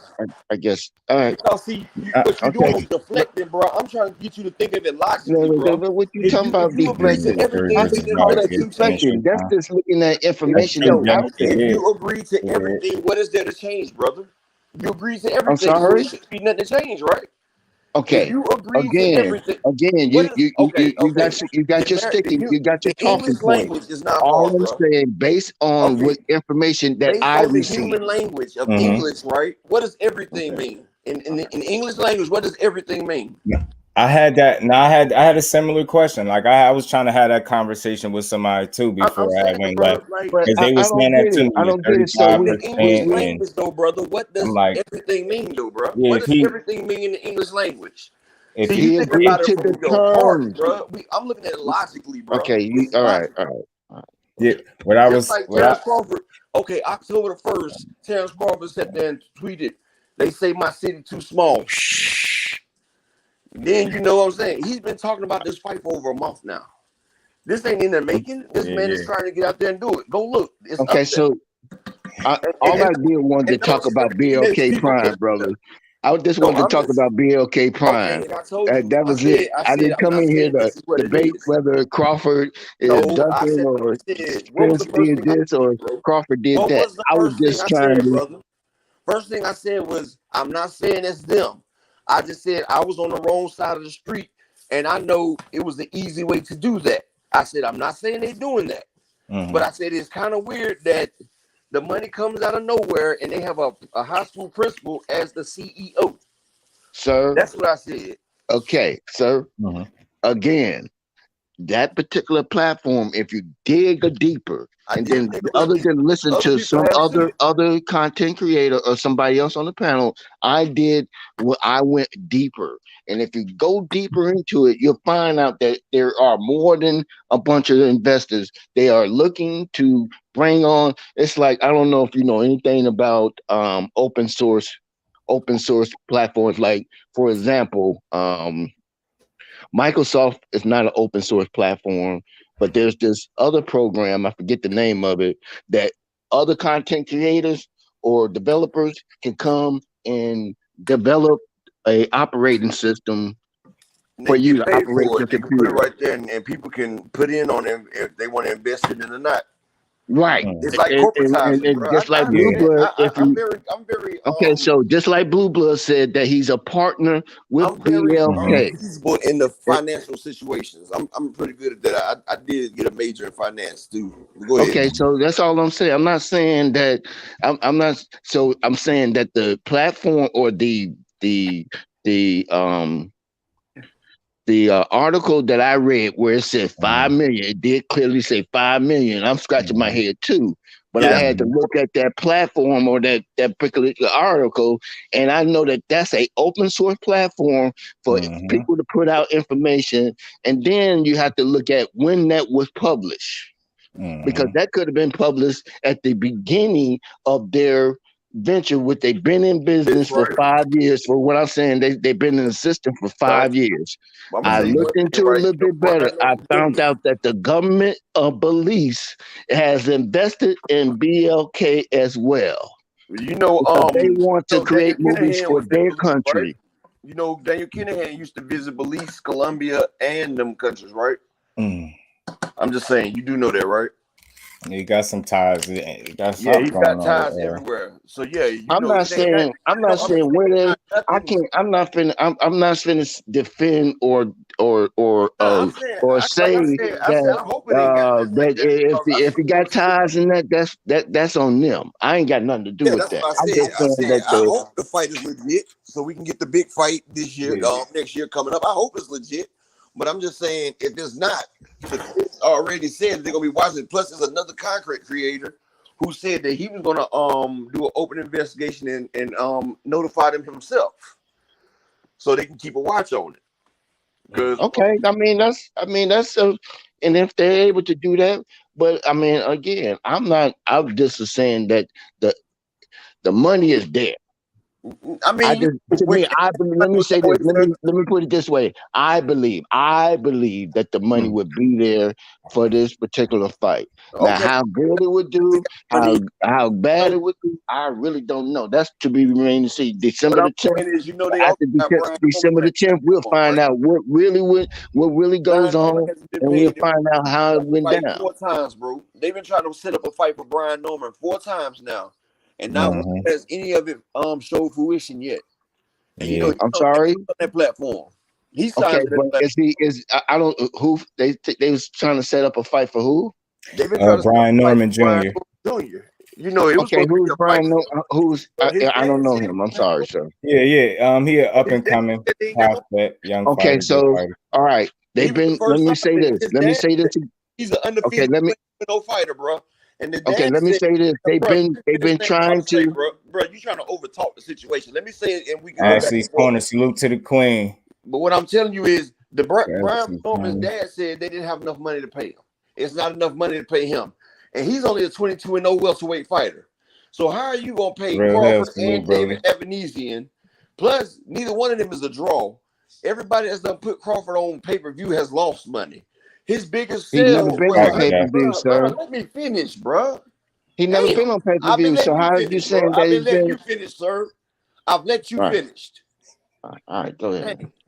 So his biggest sale was against Sean Porter. Good, bro. Sean Porter they didn't even break 200K, and they're gonna need to sell at least 400 to 450K to cover the expense of just the 2 fighters' purses. Not to mention the venue, the undercard, and that right there. They're gonna have to sell about 600,000 to 700,000 off a man who hasn't sold that many in 3 fights combined. 3 fights combined, he's only got 350,000. Okay, are you gonna let me respond to some of it before you go on, so I can keep up with what you're saying? Yeah, that's what I'm saying. I pause so you can go, bro. It's give and take. Okay, so first of all, they got this is how I'm talking about this particular fight coming up. I'm not going to talk about anything in the past. First of all, Crawford has never fought on pay-per-view. He fought on a app. No, he fought ESPN three app. times, bro. It's not pay-per-view. It's an app. When you pay for the app, you pay a certain amount. You have to like, in order to get a Crawford fight for Porter, they ask you to pay for a year, and you get other stuff that comes along with that. That means that you get to watch that whatever comes on that app for that particular year. So it's not a pay-per-view. You're not For the paying people for that don't got it, they gotta pay for it. That It's don't have pay-per-view. the app. It's pay-per-view. Yeah. If you do have the app, you have to pay extra for it because it's pay-per-view. I got you, Jeff. It's a I'm pay-per-view. not talking about BLK. I'm talking about ESPN Plus. No, if you have the app, you still had to pay extra because it was pay-per-view. Yeah. If you paid a year prescription, if you go back and you pay a year Bro, prescription, I got all of them. I got the Zone, I got ESPN Plus. You still had to pay more because it was a pay-per-view event, bro. Yeah. It was a pay. Yeah. He has 3 pay-per-view events, bro. He do. And he got low numbers for each of them. All 3 pay-per-view events. Okay, so 350K, bro. all right. Errol Spence and Mikey Garcia did more than all 3. I'm on course with you on that one. Now, again, the BLK, the undercards, they can use local fighters, the up and coming fighters from his particular gym to cover that card. Okay, it's still gonna get paid. Plus, you got the venue. Okay, but you're not coming out. You're not spending a whole bunch of money to get them fighters to fight. You don't have to pay them a whole lot of money. The venue already been got. It's already settled in Omaha at the Shy Health Center. It's already been. They already got the venue. Okay, what you gonna spend on advertising? You get sponsors for that particular area, for Omaha, Nebraska. He's a native son of Nebraska, so you got car dealerships, you got Ford, you got different of that particular state. You don't have to go outside of the state of Nebraska because everybody from he's considered a native son. They will show up for him. He can get at least 16,000. I mean, it sounds good. I mean, I ain't pulling my nuts. I mean, I'm just saying the possibility of it being. I'm looking at the possibility of it. Of him getting what he wants. Now, if he doesn't, Devontae Davis broke the record at the Barclays, and that was $5 million gate. First of all, Tank Davis is way better than. I mean, far as when it comes to getting. When it comes to the number, or when it comes to getting yourself in my point. Tank Davis broke the record with a $5 million gate, right? And that was at the Barclays. Crawford and them ain't gonna do more than 1.5 at the most. If they get $1 million in the gate, like I don't even think they're gonna get $1 million gate. Okay, platform. First of all, the platform is international. You don't have to worry about. You don't have to worry about news. You don't have to worry about giving any money to the cable companies, to the satellite companies. It's all they get all of their money in house. Now, everything goes to them. It goes to the app. It doesn't go. They don't have to diverse that. So whatever money that's made, they can pay for that fight. Now, whether they succeed or not, that remains to be seen. Yeah, just to add to your point, Hunter. Yeah, I did. I heard about that too. That's why I was hearing, and I ain't gonna report it until I see more on it. But I was hearing there's a lot of events going on the day of that fight, and it might, They said that Jaron concert might mess up the fight. Yeah. That, and they said they got a couple of public events going on or something that day, and that is crazy. Fight. Shay Girl, salute, Queen. How you feeling? Q Ruffin, salute, bro. How you feeling? Yeah, man, it's spooky, but I'm just like, you know what? I know we ain't getting it this year. That's cool. You know what? Boxing still goes on. We all, I mean, from the information, it looks like Tank Davis is complaining a little bit about. Yeah. And it looked like that Al Heyman might not. We may not get that Ryan Garcia fight NEC until is May good instead with of it. June. I mean January. We I, may not get I that fight. Don't be Facts, shocked Johnny. if we don't get that fight until about middle of Facts, May of yeah. next year. Yeah. Still got I don't know, because situations. I don't know how long. It all depends. Like if EJ is done after one more fight, we ain't getting that fight. Definitely not at 47. Like I said, I said Bud. What Bud always say is, you know, he the first one. I mean, he said he did the undisputed shit. So Yeah. I think Bud playing keep away with that undisputed. I hope we do, Queen. Swear I do. I hope we do. I think Bud playing keep away with that undisputed. I think It feels like it, bro. that's the only thing he got over Spence. Is That's what I said, and that's just my opinion. I ain't passing that as a fact. I just the way it feels. It's like, damn. Okay. You know, you talk about what you did, and then look, his fans. You even got some of his people that support him. They like, well, at least Spence will never be undisputed. Like laughing, like. So you basically admitting that your fighter, the reason he's not going to be because the dude you supporting is not willing to get in there with him. That's basically what that say to me. That's basically what he's doing. It's funny. I mean, it's funny that Keith Thurman did the same shit. Mm-hmm. And ain't nobody really, they dealt with a little bit. They dealt with a little bit. Tore his ass up. When Crawford had to wait until Spence literally said that I'm going to get all the other belts, and he sat around and waited for that to happen. Johnny. And then all of a sudden, because listen, when the revised contract, however the deal went down, when the revised contract came out, it said that it wasn't going to be put out until it wasn't going to happen until the first quarter of 2023. At least that was the last thing I heard. I'm not saying how relevant, how true it is, or how credible it is. Okay, I'm just going about. Right? I'm just going on the fact of what some of these professionals, or at least some of these. Why Crawford didn't get a belt when Earl was hurt? I mean, Earl and Crawford fought the same amount. I said Earl and Crawford fought the same many fights. While Earl was Earl had car an accident, eye surgery. No, wait a minute. When did he fight? When did he fight Mikey Garcia? After the car accident? That was before, brother. Yeah, that was before. He fought Danny after the car accident. He fought Danny. So he fought Danny after the car accident. Did Danny have a belt? That was a tune-up. Crawford said he didn't want to fight him then.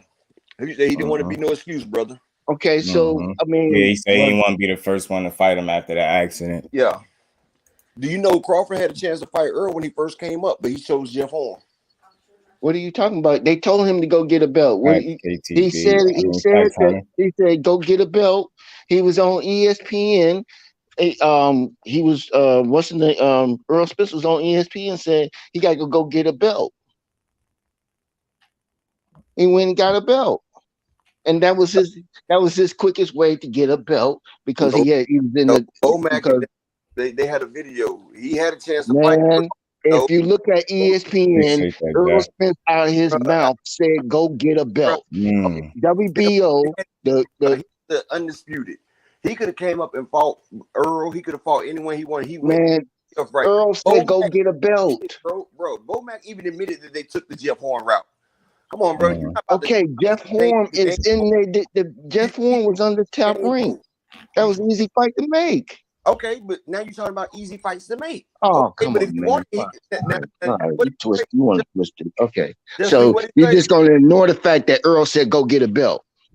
What did he just say? He said that was the what fight to make? Did Errol Spence say, "Go get a belt"? Yes or no? Yeah, he told him that, but he also said he'll fight him. Okay, then. I mean, what you? No, he'll fight him 70-30. He said, "Go get a belt." Then, if you want a better, he said, if you want a better percentage, go get a belt. Now he could have took the other percentage, Don't matter what Earl said. Times we came up and chose the IBF route. That's true. I mean, at the end of the day, that I know how to listen to y'all, so I hear y'all. Because some of the things y'all was saying, y'all just kind of agreeing, but different points, different spectrums, I guess. But for me, man, when I look at the totality of how these guys move, it's just one guy been a lot more consistent, transparent, easier to read. Less questions, like you and walk away with more questions than answers with Spence. you pretty much he is who he say he is, and then you got one guy that's put the blame on any and everybody except himself. So at the end of the day, and then it's like when you, to me, in my opinion, just from the outside, because that's all I'm gonna ever be is outside looking in. You got one guy that's kind of left without a fight that's still looking to see who he gonna fight, and then you got to fight, because that tells me one guy was 100% committed and trying to make the fight, and the other guy wasn't as committed. I'm not saying he's scared or none of that, but just not a good look for you to fight somebody that don't belong in the ring with you. Respect to your skill set. You too good of a fighter, because I like Bud, but you're too good of a fighter to be in there with a David Avanesi, and it's just a waste of your time and everybody else's. That's not no hate. That's not tearing him down. That's giving him his just due, as I always do. He too talented to be wasting his time. You getting up there in age, you got to make your fights count. Not count the fights. You got to make the fights count. So you're not making the fights count by getting in there with a guy. And it's like, that's why I made a video. And people stop being so sensitive. Just understand this should be conversations. He picked the bag over legacy, it looked like. That's what it looked like to me. Looked like, because that's all people kept highlighting. Well, you see, he's getting an 8-figure payday. He's getting a career high. See, told you, PBC didn't want to pay him. That's why it's like, man, miss me with that, man. Miss me with that. I just wish he was getting more than that in the Earl fight, though. He was gonna get more than that in the EJ fight. Yeah. Mm-hmm. Because they gave him a guarantee. Steven Espinosa said it on Chicken Talk. If you go in there, they met his guarantee and his base. It's not enough, right? Because you possibly went the IBF route, but I don't know what the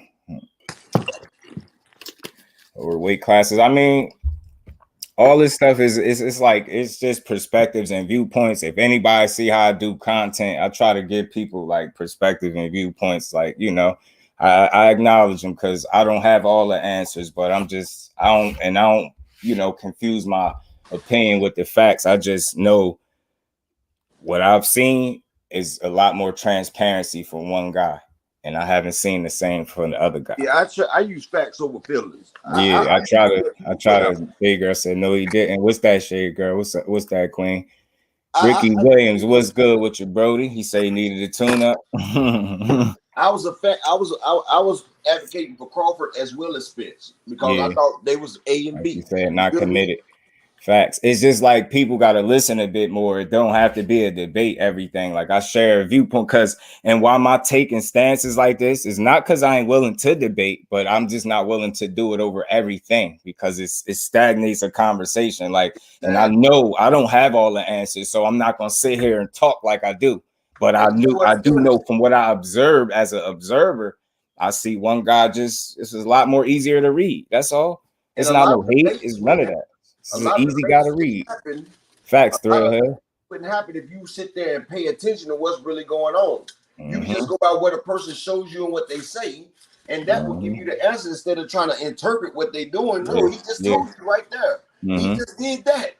You can't sit there and interpret what the man did. He did it. Yeah. 15 piece. That's what I'm saying, Jeff. It's just bogus, man. Instead of saying that, he jumped off the bridge. It supposed to be 15 million a piece for Spence, and that sound like good money to me, y'all. That sound like more than 10 million. I mean, I ain't no math expert, but I know 15 sound like more than 10. That's all I do know. And again, I just want to say this, and I deal with logic and reason. So I don't have to be right. I feel like when you deal with logic and reason, you don't have to be right, but you're gonna make sense. If he's saying, and this is just simply just follow me because you already said it up. If he agreed to everything, why don't we have a fight? And why don't we have a fight? We could stop right there at that statement.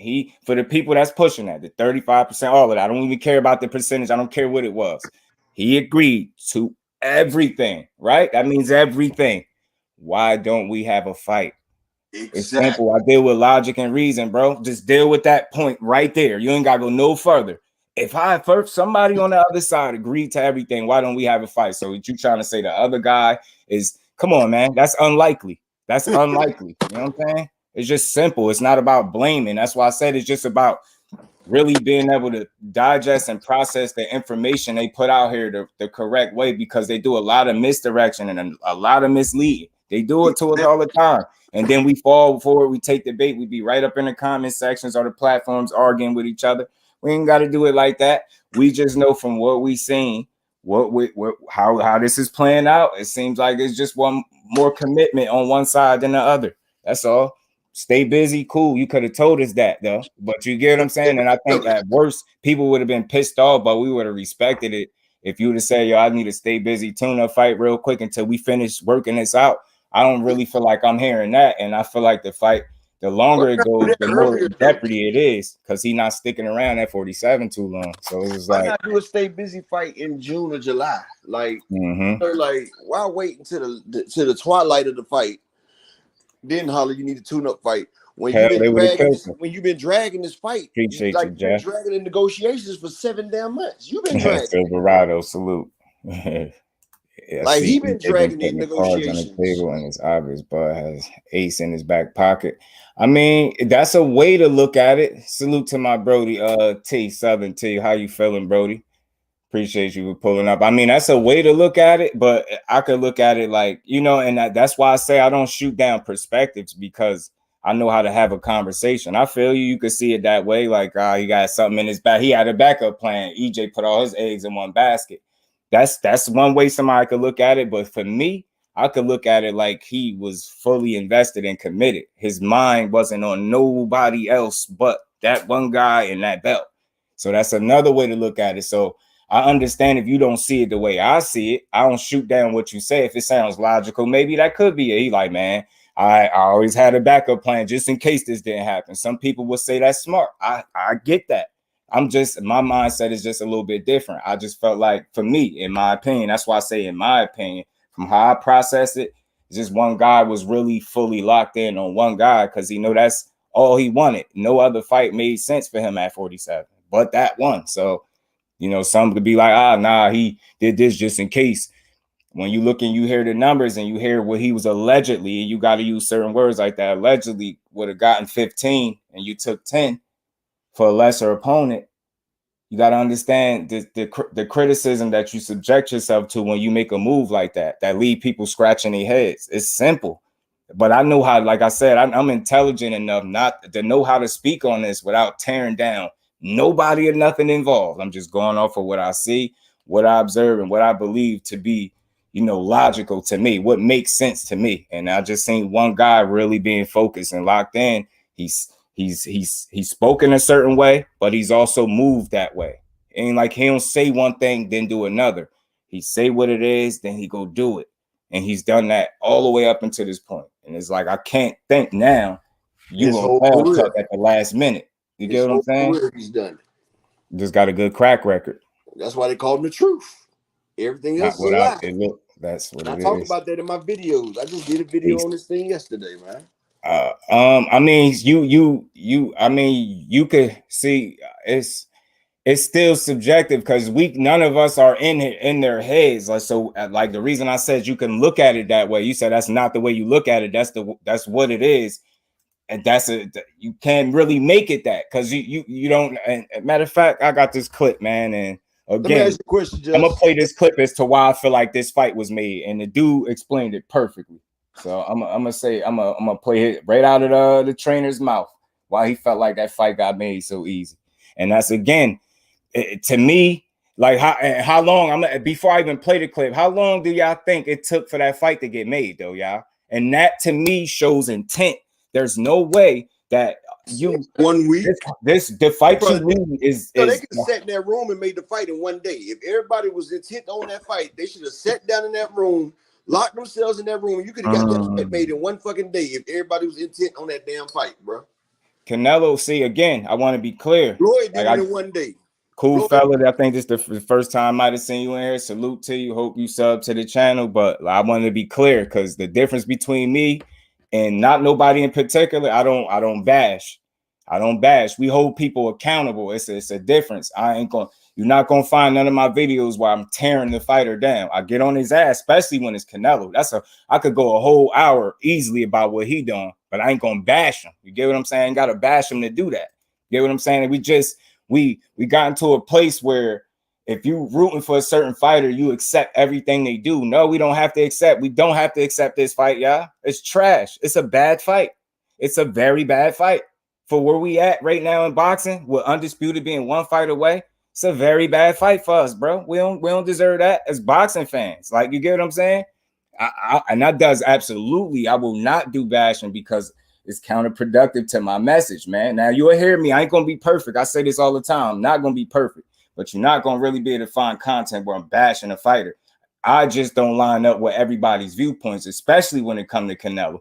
Should I have somebody dissing me about what I think about Boots Ennis or what I think about Cool Boy? You get what I'm saying? I don't think it's no coincidence there, but I understand how to trade and exchange information. Just like bro said, give and take. That's what I do. Everything I say ain't right because I got the channel, but my opinion, I stand on what I believe in.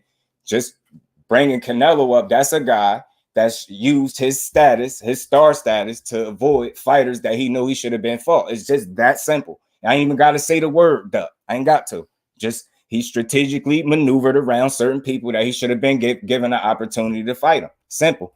It's that simple. If somebody say otherwise, that's cool too. Read everything that leaves no for me. Ain't no bashing. It's the truth. Well, no, I don't know what you mean, but my point is I don't do bashing, so you ain't gonna hear it over here. So maybe you heard somebody else bashing Canelo, but I don't bash him. But when you the face of the sport and you demand people money, you making 45, almost 50 million a fight. You owe it to the people to give us the best possible product each and every time you step in the ring. You demanding people money. The only way we can see Canelo is two ways, whether you physically gone or if you're sitting at home paying for it. Either way, you got to pay for him. So he's going to be held to a standard that anybody, I think, that gets paid that type of money should be held to, especially when you got people calling you the face of the sport. You get what I'm saying? The face of the sport should be held to a standard, and we as boxing fans shouldn't support nonsense fights like this one right here. It has nothing to do with Crawford. That don't make him any less of a fighter, but it just, to simply put, is that a waste of our time? Absolutely. There's no justifying that. But if he'd have came out and said, yo, I need a tune-up real quick, or whatever the case may be, I'm thinking people would have been pissed off to hear it, but we would have respected it because he would have been transparent with the fans, something that he's not really a fan of being. Like, he do what he want, he move how he want, he leave you scratching your head a lot. It's just what it is. Do that make him a terrible fighter? No. Do it make him a terrible person? No. Just make him maybe a shitty businessman. Maybe he's a better businessman than what I think. Who knows? But at the end of the day, I just see when it's time for certain fights to be made with a certain fighter, there's always some conflict, a hold up. Something don't happen. It's never been like that with Spence. He's been able to make every fight 1, 2, 3, 1, 2, 3, 1, 2, 3. Now you get to this one, it's an issue. Do y'all remember the Sean Porter and Terrence Crawford situation? This is not a bashing. This is just my observation of it. Did you see those dudes really he wasn't even going to fight him? Then they mandated it, so he fought him. I don't know if y'all remember some years ago, Adrian Broner was being talked about as a potential fight. That never happened. Manny Pacquiao, same deal. You got his promoter. He said no. Trainer, not promoter, pardon me. You got the trainer on record saying he told him not to take the fight. People don't be listening because they be too emotional. Spence this is not tearing him down. Spence said, when I get these belts, that's going to show you who holding up the fight. And what do we got right now? A hold up. That's all I'm saying. That shit is easy. It's not about. That's why I say remove fanship aside. That aerosexual shit, all those weird words, them shits make me mad because I support boxing too heavily to ever be called that. This, and I said, and I always highlighted this. That man got 38 fights, and all of the fights that I've seen of his, I ain't seen every last one of them. I've seen well over half. I've been watching that dude for years and years when he had them little ass twists in his head. You get what I'm saying? I always say that. I've been watching this dude for years and years. None of the fights I ever watched have I rooted against him. Not even if they make this fight, I'm not rooting against him. I just don't think he's going to win. It don't make me a hater of his. I just don't think he's going to win. Do I see a scenario or cases, or could I educate and explain a way that makes sense that he wins the fight? Yeah, I could do that. But I just always said it. The easiest way for me to explain that, if I run that fight back 10 times in my head, and those 10 times, I might come up with more scenarios for EJ than him. That's it. That's all. That's not a hater. That's not bashing. There's none of that. Even calling him a duck ain't bashing. That's just what we think. We be too sensitive. Tearing people down, you gotta go a lot deeper than calling a name like a duck. That's not tearing them down. You got people that said his whole, I seen I ain't got to never say nobody name. I seen somebody say his whole career was a tune-up. Said his whole career was some BS. That's a coach that said that. You get what I'm saying? Like everybody see things differently. You get what I'm saying? I just feel like he hasn't challenged himself the way he could have. You get what I'm saying? And that's just simple. Some people might disagree, but that's why we had the conversations. But we need to be clear with the words that we use, because over here, I don't do no bashing of the fighters, man. That would be counterproductive to my message, man. And at the end of the day, whole self-accountability is rare in boxing, and that's why when people hear it, they can't identify with it. They identify self-accountability as like bashing or hate or tearing the fight. Nah, bro, we holding people accountable. You say one thing, then do another, and we call you out for that, and now we hating. Nah, don't go like that. You can't have it every which way. You got look at this stuff that I heard about EJ for being a man of his word. People say that what took him so long to get the belt. I done heard it all. Believe me, I done heard it all, man. What took him so long? Yo, yo, you just can't, you can't please everybody, but we got to do a better job at listening, man. I'm telling you, listen twice as much as you talk, man. You will be able to hear some shit. That's why I listen to these, bro. You'll never hear me arguing because I share information. I don't have all the answers. Up gonna have something else different to add. K-Rod gonna have something else different to add. Everybody in the chat got something different to add. We all matter. It ain't just what I say. I always say that. Yeah, you know, I mean, bashing is like you just gotta call it out accordingly. It ain't no bashing on this. I've been here for what, hour 48. Ain't been no bashing going on over here. T Hunt, what's good with it, bro? How you feeling? I like EJ over Bud. I was rooting for the fight, but I think Bud isn't being straight. That's all. Facts. That's all.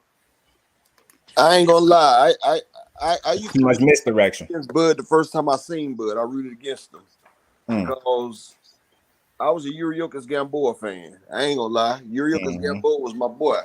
My man was too the day we watched that fight. He was like, "Yo, I'm going with Gamboa." I was like, "Yeah." He's like, "Yeah." I'm like, "All right." Been watching Gamboa since the Orlando Solitos, since all them things since I was waiting for Mikey Garcia, Wama, and Yuriorkis Gamboa. All them was supposed to mix it up because they was the three boys down in that 122 that was serious. So you was waiting on that to see who was the best between Garcia, Wama, and Yuriorkis Gamboa. But Orlando Solito ended up beating Wama and messed up the whole fight. That was the biggest fight that got messed up. And so Gamboa was the shit. But then he got in trouble with that girl. And he had that prison problem for a minute. Then he was out of boxing for a year.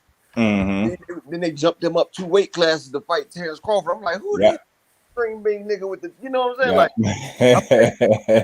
I'm like, because Gamboa, he was the Cyclone da Guantanamo. They used to call him the Cyclone. Tyrone, what's good with it, bro? Appreciate you for pulling up. They used to call him the Cyclone Guantanamo. They used to call him the Cyclone of Cuba. So I'm like my man Gamboa, because Gamboa, he was slick. He had power in both hands. He slipped some good ones in there. He gave it a good run.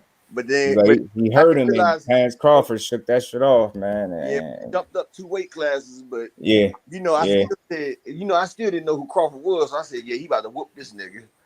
I've been watching Crawford since when I watched that fight, I became a Crawford fan. I said, damn. I was watching that shit for the longest, man. When the dude had a fight, one of the fights I remember when he was fighting outside, he had those little twists that he was growing in his head again recently. He had them early in his career, like 135. He had them shits. Hey, when he was I remember that Crawford. That's why I be telling people. When he was in the 130 division, he looked like a crackhead, bro. No lie. Like that motherfucker was a I think a lot of people the Crawford they know is the 147 Crawford, and Crawford I can understand that's why y'all have the kind of confidence. Y'all see the 38-0, y'all like, man, since he been smashing that. I get it. Really for real. You gotta watch his whole watch him when he was at them lighter weight classes too.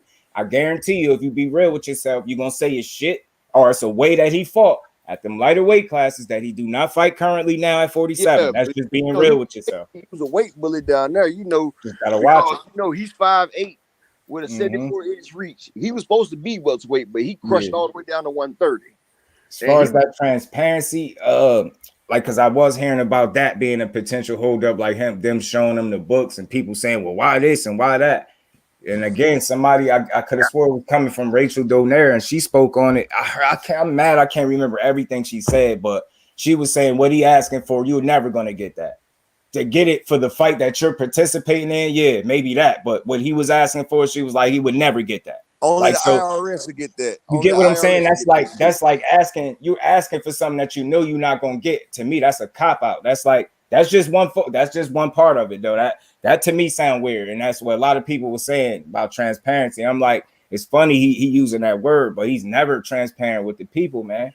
You leave us scratching our head. You be saying all type of shit. That don't make you no less than no fighter. It's just you're an interesting dude. You're a difficult dude to understand. Like, that's all. Like, you know what I mean? We don't get you all the time. He don't do a good job at connecting with his core audience. I said this so many times because if he did, he would have never came out and blamed the people for why his fight didn't happen. That shit sound crazy.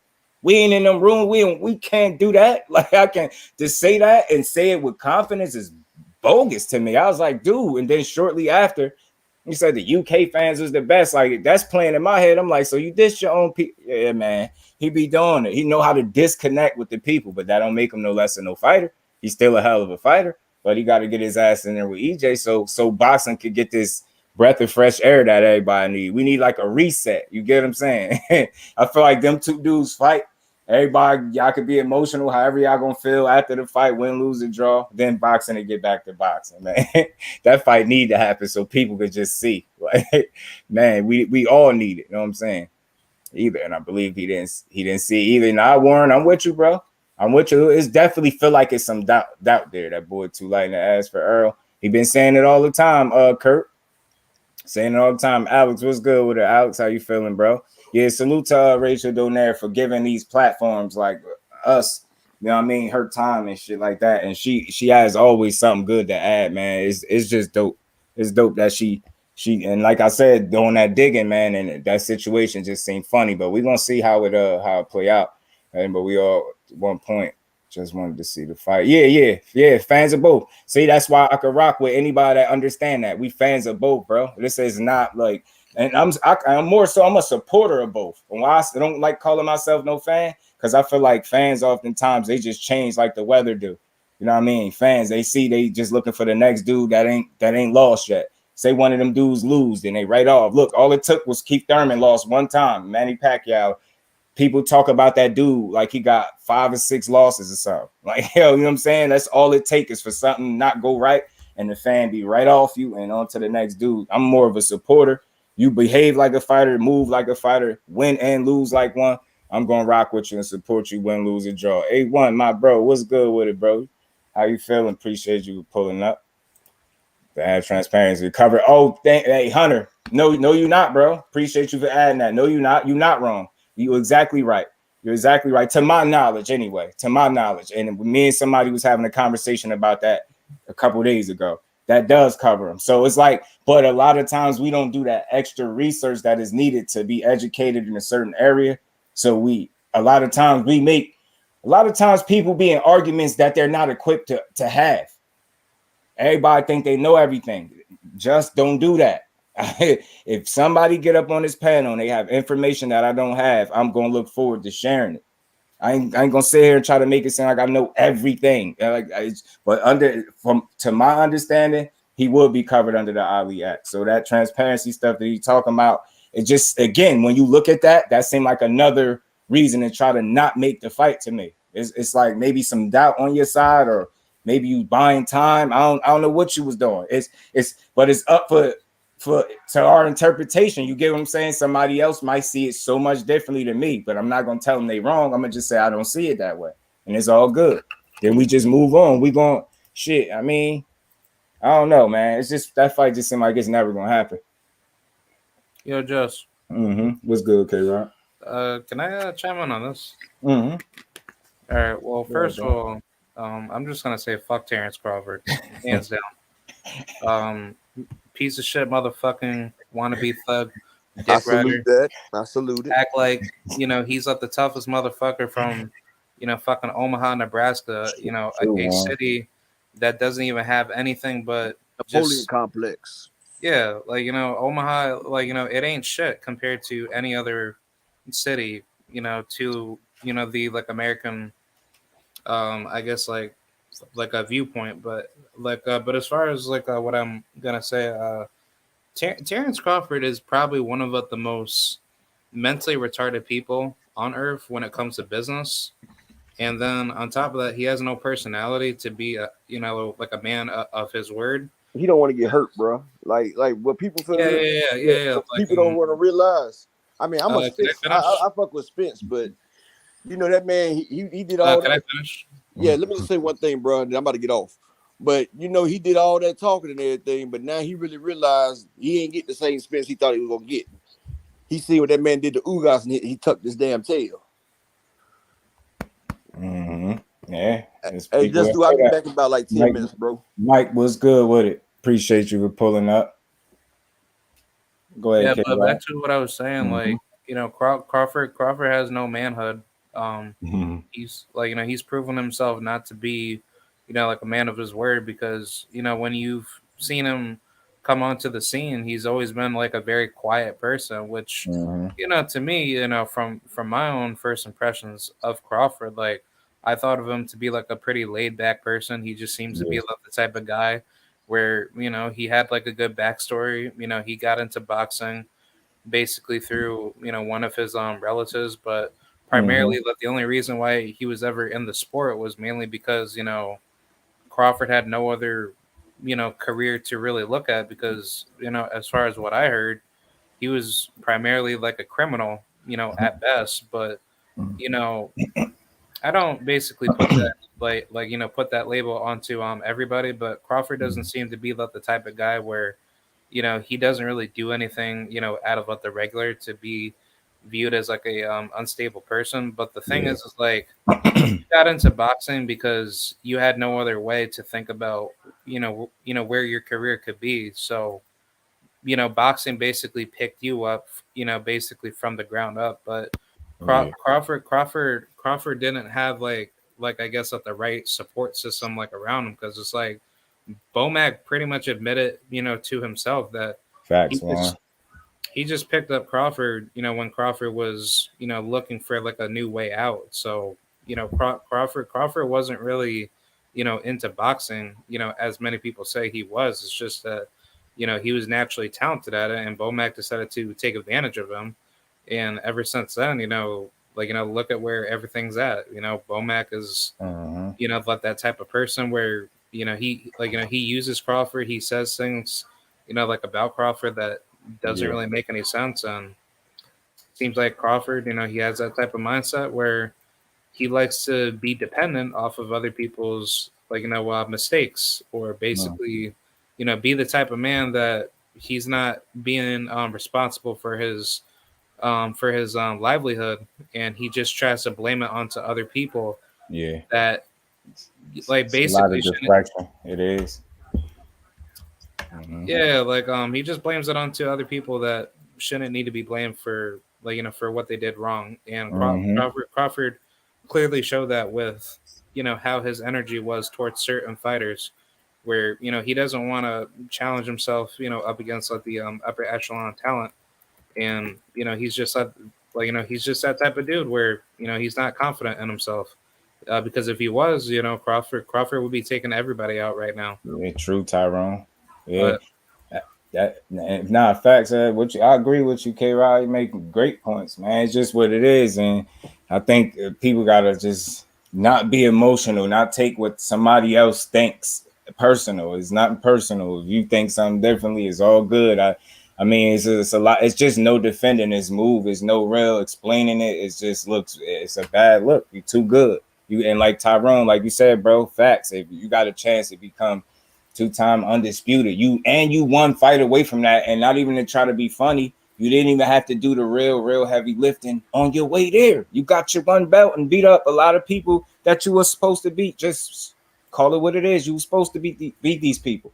Now that it's a time for you to fight a fight where it's a real 50-50 on paper, it's like we don't get to fight, and y'all don't see it. Like, there's obviously some doubt going on, or somebody, y'all gonna keep the business. The fighters gonna blame the business, and the promoters gonna blame the fighters, or the other camp. Like, it's gonna go back and forth. But yeah, man, Crawford, like, you get hit more than Earl. Crawford fucked this up on his own because he knew what he did, like, was wrong from the beginning. And, this is why, like, when I was talking to other people, like, about this, like, Being salty boxing, salute, bro. Yeah, man. I put the blame on people that were basically colluding with Crawford, and I thought Crawford did this, intentionally for the point where he doesn't give a fuck. He wants to basically cash out, and he's basically just, just like another look like it. He's just like another lesser version of who was that one fighter that was hyped up back in the day? I mean, like, if anything, they try to, paint him like he was gonna be like this another, Adrian Broner type fighter. It's crazy. I think he could be that, but it's like you at a point where you have an opportunity to like you've been running it up. You've been nothing but successful. You've done nothing but win. Why are we not getting this fight? Like this. Just think of the amount of shit that you would be able to talk if you beat this man. Just think of the amount of trash. Like, it'd be nothing nobody could say to you, because I'm a realist. So I would make zero excuses for the winner or the loser. But man, just think about that. Like, so much more legacy for you. Damn, I did it at 40, jumped up to 47, beat the, the boogeyman of that division. Now I'm gonna go to 54 potentially. But Crawford didn't need to start his career at 135. He did it for the sake of just taking advantage of what was there. But if he started at like 140, 147, heading into 154 and 160, like Crawford started at 130. Yeah, but still, Crawford won his first belt at 135. He did not. Yeah, but he started at 130 because he was a weight bully. Well, I don't really believe in that shit. But but the thing is like you can't really say that Crawford was not taking like advantage of anybody, because he is like a very small person. He's not that big. Nah, he's not the biggest guy. He's not tall either. Nope. But he's 5'8" with a 74-inch arm reach. That's a lot. He long than him. He long though. He damn sure is. He's just like a very lanky, Fate salute, bro. What's good with you? Basically, look at him as like a small little, like a small midget. Like, he was fighting niggas that was 5'5". He was fighting people tank size, 130. Mm-hmm. Yeah, because he fights small people. He doesn't fight people that are bigger than him. Top contender, no offense, don't mean. Yeah, and it's like that's where we at in boxing. We gotta stop being so emotional first and stop being so sensitive second. Yo, stop taking everything personal. We could critique this man. He ain't above criticism. This fight is beneath him. Respectfully, no disrespect to Eimantas. There's no situation where I see him beating Bud.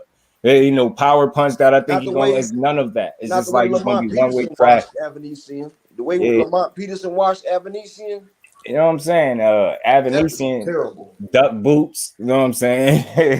Lamont Peterson beat that man to the ground. You know what I'm saying? What is this? Yeah, AB would have fought. Facts, Tyrone. AB would have fought. AB would have fought him. AB would have fought any. That's one thing that he don't get enough credit for because of how he turned out, and people feel like it's so much potential that was left on the table. But let's not forget that man turned down zero smoke. Zero. Let his hands go. Zero. Ever since that damn Maidana fight. Facts. Yeah, Maidana hit him with them damn gloves. I think that shit ruined him, bro. Facts. Fate is just levels. Them fake gloves. Josh Kelly. Yeah. He used them fake gloves on him. That ruined that man's career. At least like fighter in the chat. He want to pay that.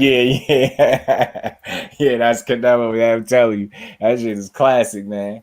But shit, here go Eimantas trainer right here, real quick. What was the turnaround like? How quick were these negotiations? Between 24 and 48 hours. Like you say. I'm gonna play it again. He got right to it, didn't he? What was the turnaround like? How quick were these negotiations?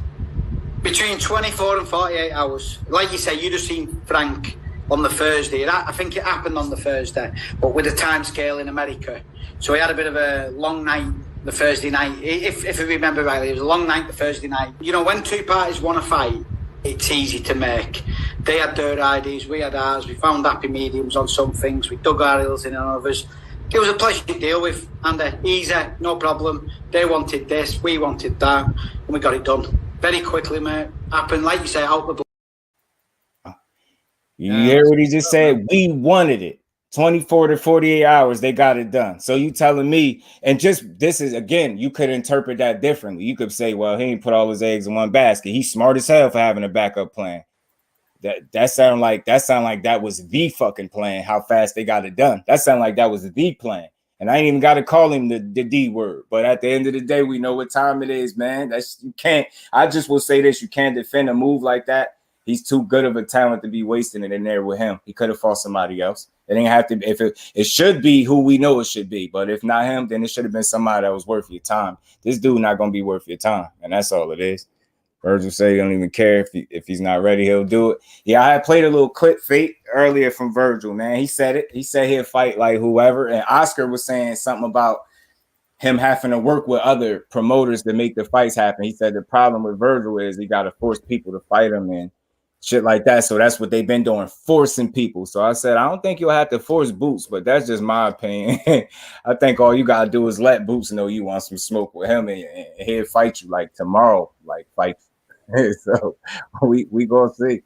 We gonna see. He talk a good one. I be forgetting he a promoter sometimes, and he's supposed to talk like that, but the confidence that he talk with as opposed to what he shows is different. It's different.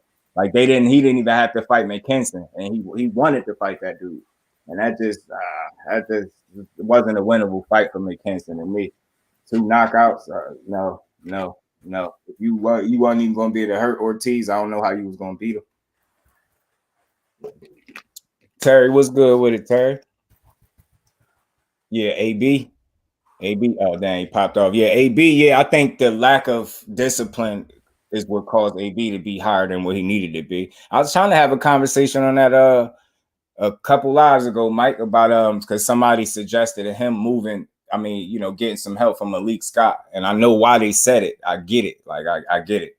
He said they had a way he helped Wilder lose that muscle, and from that second. I mean, from the third Fury fight to the current Hellenius fight, I get it. But it's shit. If he could shit, man, just the thought, man, if AB could find a way back down there, that shit'd be crazy, man. It'd be crazy to see at least, you know what I mean, to see if anything would change anything. Terry, what's good with it, Terry? What's good, Just? Can you guys hear me properly? Yeah, I can hear you. Okay. No, I was gonna troll a little bit. I was gonna say this. I'm just trolling. You good, bro. You good. Be like, hey man, y'all need to show Bud his respect. Like the man is a 3-division champion. He's undisputed. I'm sorry, Errol can't say that. I'm sorry. Like that man is a first round ballot Hall of Famer. Like, you got to roll out the red carpet for people like that. Show that man some respect. I got you, Terry. Damn, you got to. You right. My bro did do a ceremony for him. My bro T, man. If y'all ain't see that ceremony, he gave Bud a dope ceremony.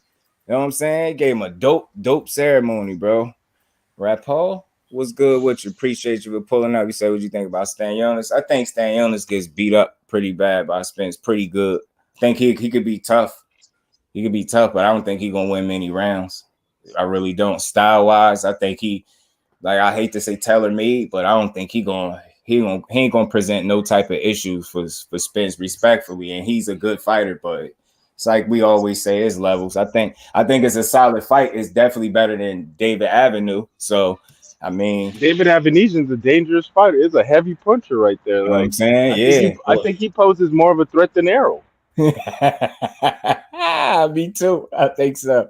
Power puncher, call collected might be a good fight. Nah, it'd be a good one, but I think he just don't have that type of style. Like you gotta be, I don't know. You gonna come straight forward. You get what I'm saying? He gonna do half the work for Errol. Errol ain't gonna have to look for him. Get what I'm saying? He gonna be able to work when he want to work. Stay behind the jab. He more disciplined. He's just a better. We know the story. He's just a better fighter. AB Duck, no smoke facts, born none. Derek, what's good with it? Derek, Doug Caesar, you know it, bro. Appreciate y'all for pulling up. Anybody new on here, man? Y'all sub to the channel, man. Come join the family. Smash that like button, man. Everybody except Crawford fans, because this chat is just Y'all just so much Crawford hate. I can't stand boxing no more. Like the man didn't even duck. Like you got to show some more respect for that pound for pound king, man. Y'all acting crazy. Like he's considered one of the all-time greats at 140, 147. Like y'all not even showing him his just due. Like I mean, the man beat everybody. Man, just due, not giving that man his just due, man. But I thought I was, you know what I'm saying? I did though in a way. I said he was too good a fighter to be fighting Amnesia, David Ambrosia. Well, remember, David Amnesia's a very heavy. That's a very heavy puncher right there. Like, dude, like there's danger right there. Boxing highlights training. Do you think Spence stops Stanionis? I'm very with salute, bro. Appreciate you for pulling up, man. Like I said, anybody new, man, y'all come join the family, sub to the channel, smash the like button. But I think he could because of the styles. Stanionis ain't got the kind of style where you got to go looking for him. Where I think he gonna allow Spence to work how he worked, and I think that work rate is it's a lot for anybody. And if you got that kind of style where you gonna be there for him to be able to get that off, I think he gonna have him looking like Jason with his mask off, yo. Friday the 13th with the mask off, bro. I'm telling you. Yeah. Matter of fact, damn, did I put Stanionis? Y'all see that picture of Stanionis I put in there? You see how he lumped up? He gonna be like that, but worse, probably like worse.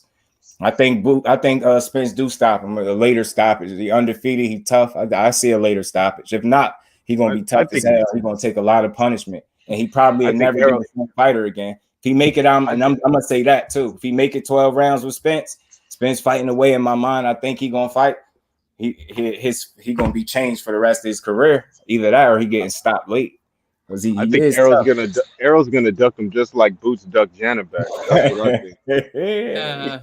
I see that duck happening. You talking about vacating, going to 54. You don't want to fight that. You don't want to fight that boogeyman at 47. That boogeyman. It's gonna be a war, damn sure.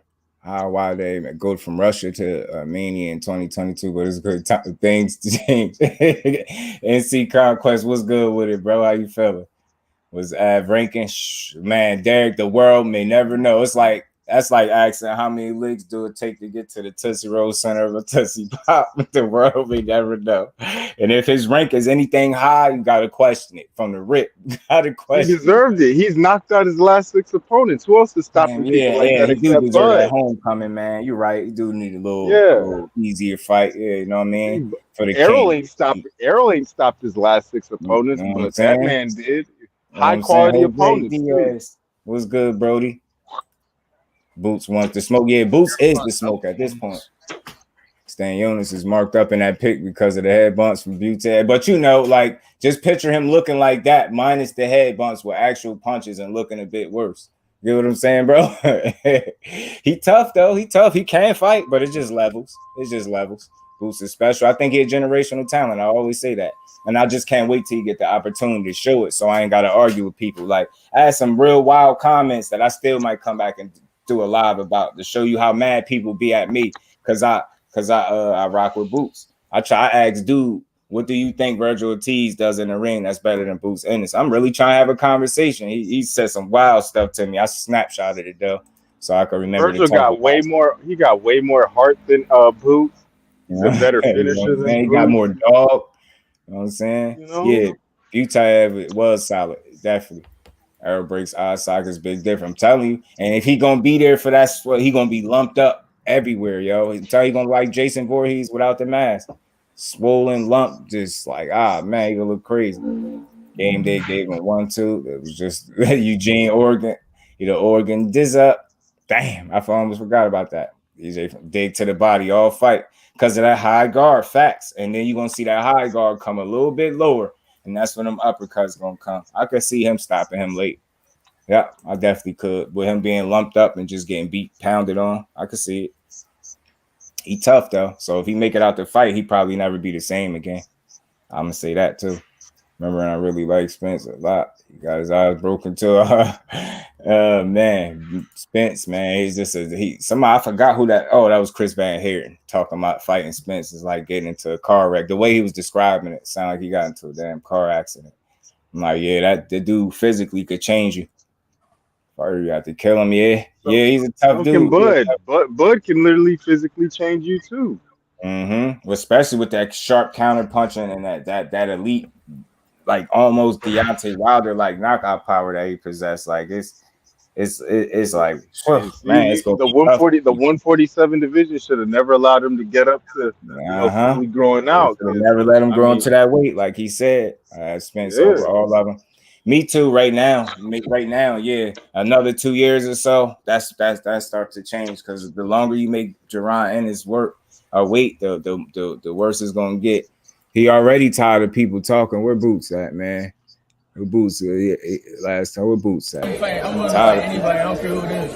And Boots should get in there with Rashidi Ellis. I think that's all smoke and mirrors. I think Rashidi might get it. Shut up and. Hey, I like this Boots because he agitated. Check him out. I don't anybody. I don't care who it is. You put the Incredible Hulk in front of me and I'll fight. I don't care who it is. I'm gonna come up and serve you. Everybody talking too much. They talking about saying this, saying that. Shut up and sign some contracts and make it happen. Stop talking so much. Yeah. Is that like the discouraging thing about boxing? Because when you start boxing, right? I know you love being in the gym. Like you live for this. You're one of those guys I can tell love boxing. You really love boxing. Yeah, I be here having fun. Yeah. If it ain't fun, don't do it. And it's hard to be somebody that's fun. It's hard to be somebody that's having fun and doing what they're doing. And they hungry, you know what I'm saying? Yeah. It's different. That's why a lot of guys don't want to fight me. I'm hungry. I'm having fun doing what I'm doing, you know. And you're young. I'm young. I'm making it easy, you know. I'm just ready. Yeah. I'm just tired of everybody talking. Like I said, just shut up and send that contract and let's make it happen. I'm talking too much. Yeah. Is that the discouraging thing though? Because like when you step up in levels, boxing becomes like more of a business. And does that ever discourage you? Like, no, it ain't discouraging me. They ain't doing nothing but making it worse than themselves. I'm going to continue to keep getting better. Yeah. He said they ain't making it worse for me. They only make it worse for themselves. So I'm tired of all that talking. Everybody just talking. Just shut up and get in the ring, man. Boots ain't try to hear that. They try to hear it. No way Crawford makes more fighting ad over Spence. Yeah, it's a bad business move, but you know why they're gonna say it's good, Derek? Because it's financially, if he's really getting $10 million, it's good for his bank account, but it's not for his legacy. And this is one time where I think he obviously chose the bag over the legacy. It's just clear as day. It's like, bro, come on, man, don't give us that kind of fight. Yo, we've been rocking with you the whole 38 fights. Legacy is established. He's one of the greatest, the first. Yeah, he got his hand cast. I keep forgetting, Terry. He got his hand casted and all that. I forgot. Man, that man's already a Hall. See, so that means in order for you to come to the table correct with me, you gotta roll out the red carpet, bro. I deserve it. Yeah, don't forget to go check out my bro Southern T. He gave him a dope ass eulogy, man. He gave my bro a eulogy, and it was how did he get a eulogy? Right. The man is still alive. He knew he would win. Yeah, bet on yourself, Derek. That's all. And you know what? He had an interview that popped up where he was talking like that, bro, about betting on himself, and it just didn't age good because it's like you was talking like that then about what somebody else should do. Now you in the same situation, and it don't seem like you bet on yourself. And I just want to say this again for the people that's new, probably ain't pop in. Just tell me if this makes sense to y'all. If you agree to everything, and everything, everything means everything. Why don't we got no fight? And when you ask somebody that, they usually slide the goalpost to the left, to the right, far left, far right. You get what I'm saying? It's just a real question. Like, if he agreed to everything, we should have a fight. Al Heyman should have given him transparency. Al Heyman should have given him transparency. Facts, Mike. Facts. Kevin, what's good with it, bro? How you feeling? Appreciate you for pulling up. Why don't Boots go to 54? I don't think he's gonna jump 47 first because from the interviews and the things that I watched with Boots, he still make that weight easily. Like it's not. He ain't killing himself to make the weight, so he said he's gonna do it. He ain't trying to leave 47 without getting the title. So he like whoever got them titles. When the time comes, like, you know what I'm saying? And you see what he just said in that clip. I don't know if he was in here, but he said people only making it worse for themselves by not getting in there with him now. So I think he got plans to really secure a title at 47 first, so he could say he was a champion in every division that he campaigned in. And I'm cool with it. I mean, Virgil shared the same thought process. He said he ain't trying to leave 47 without a title.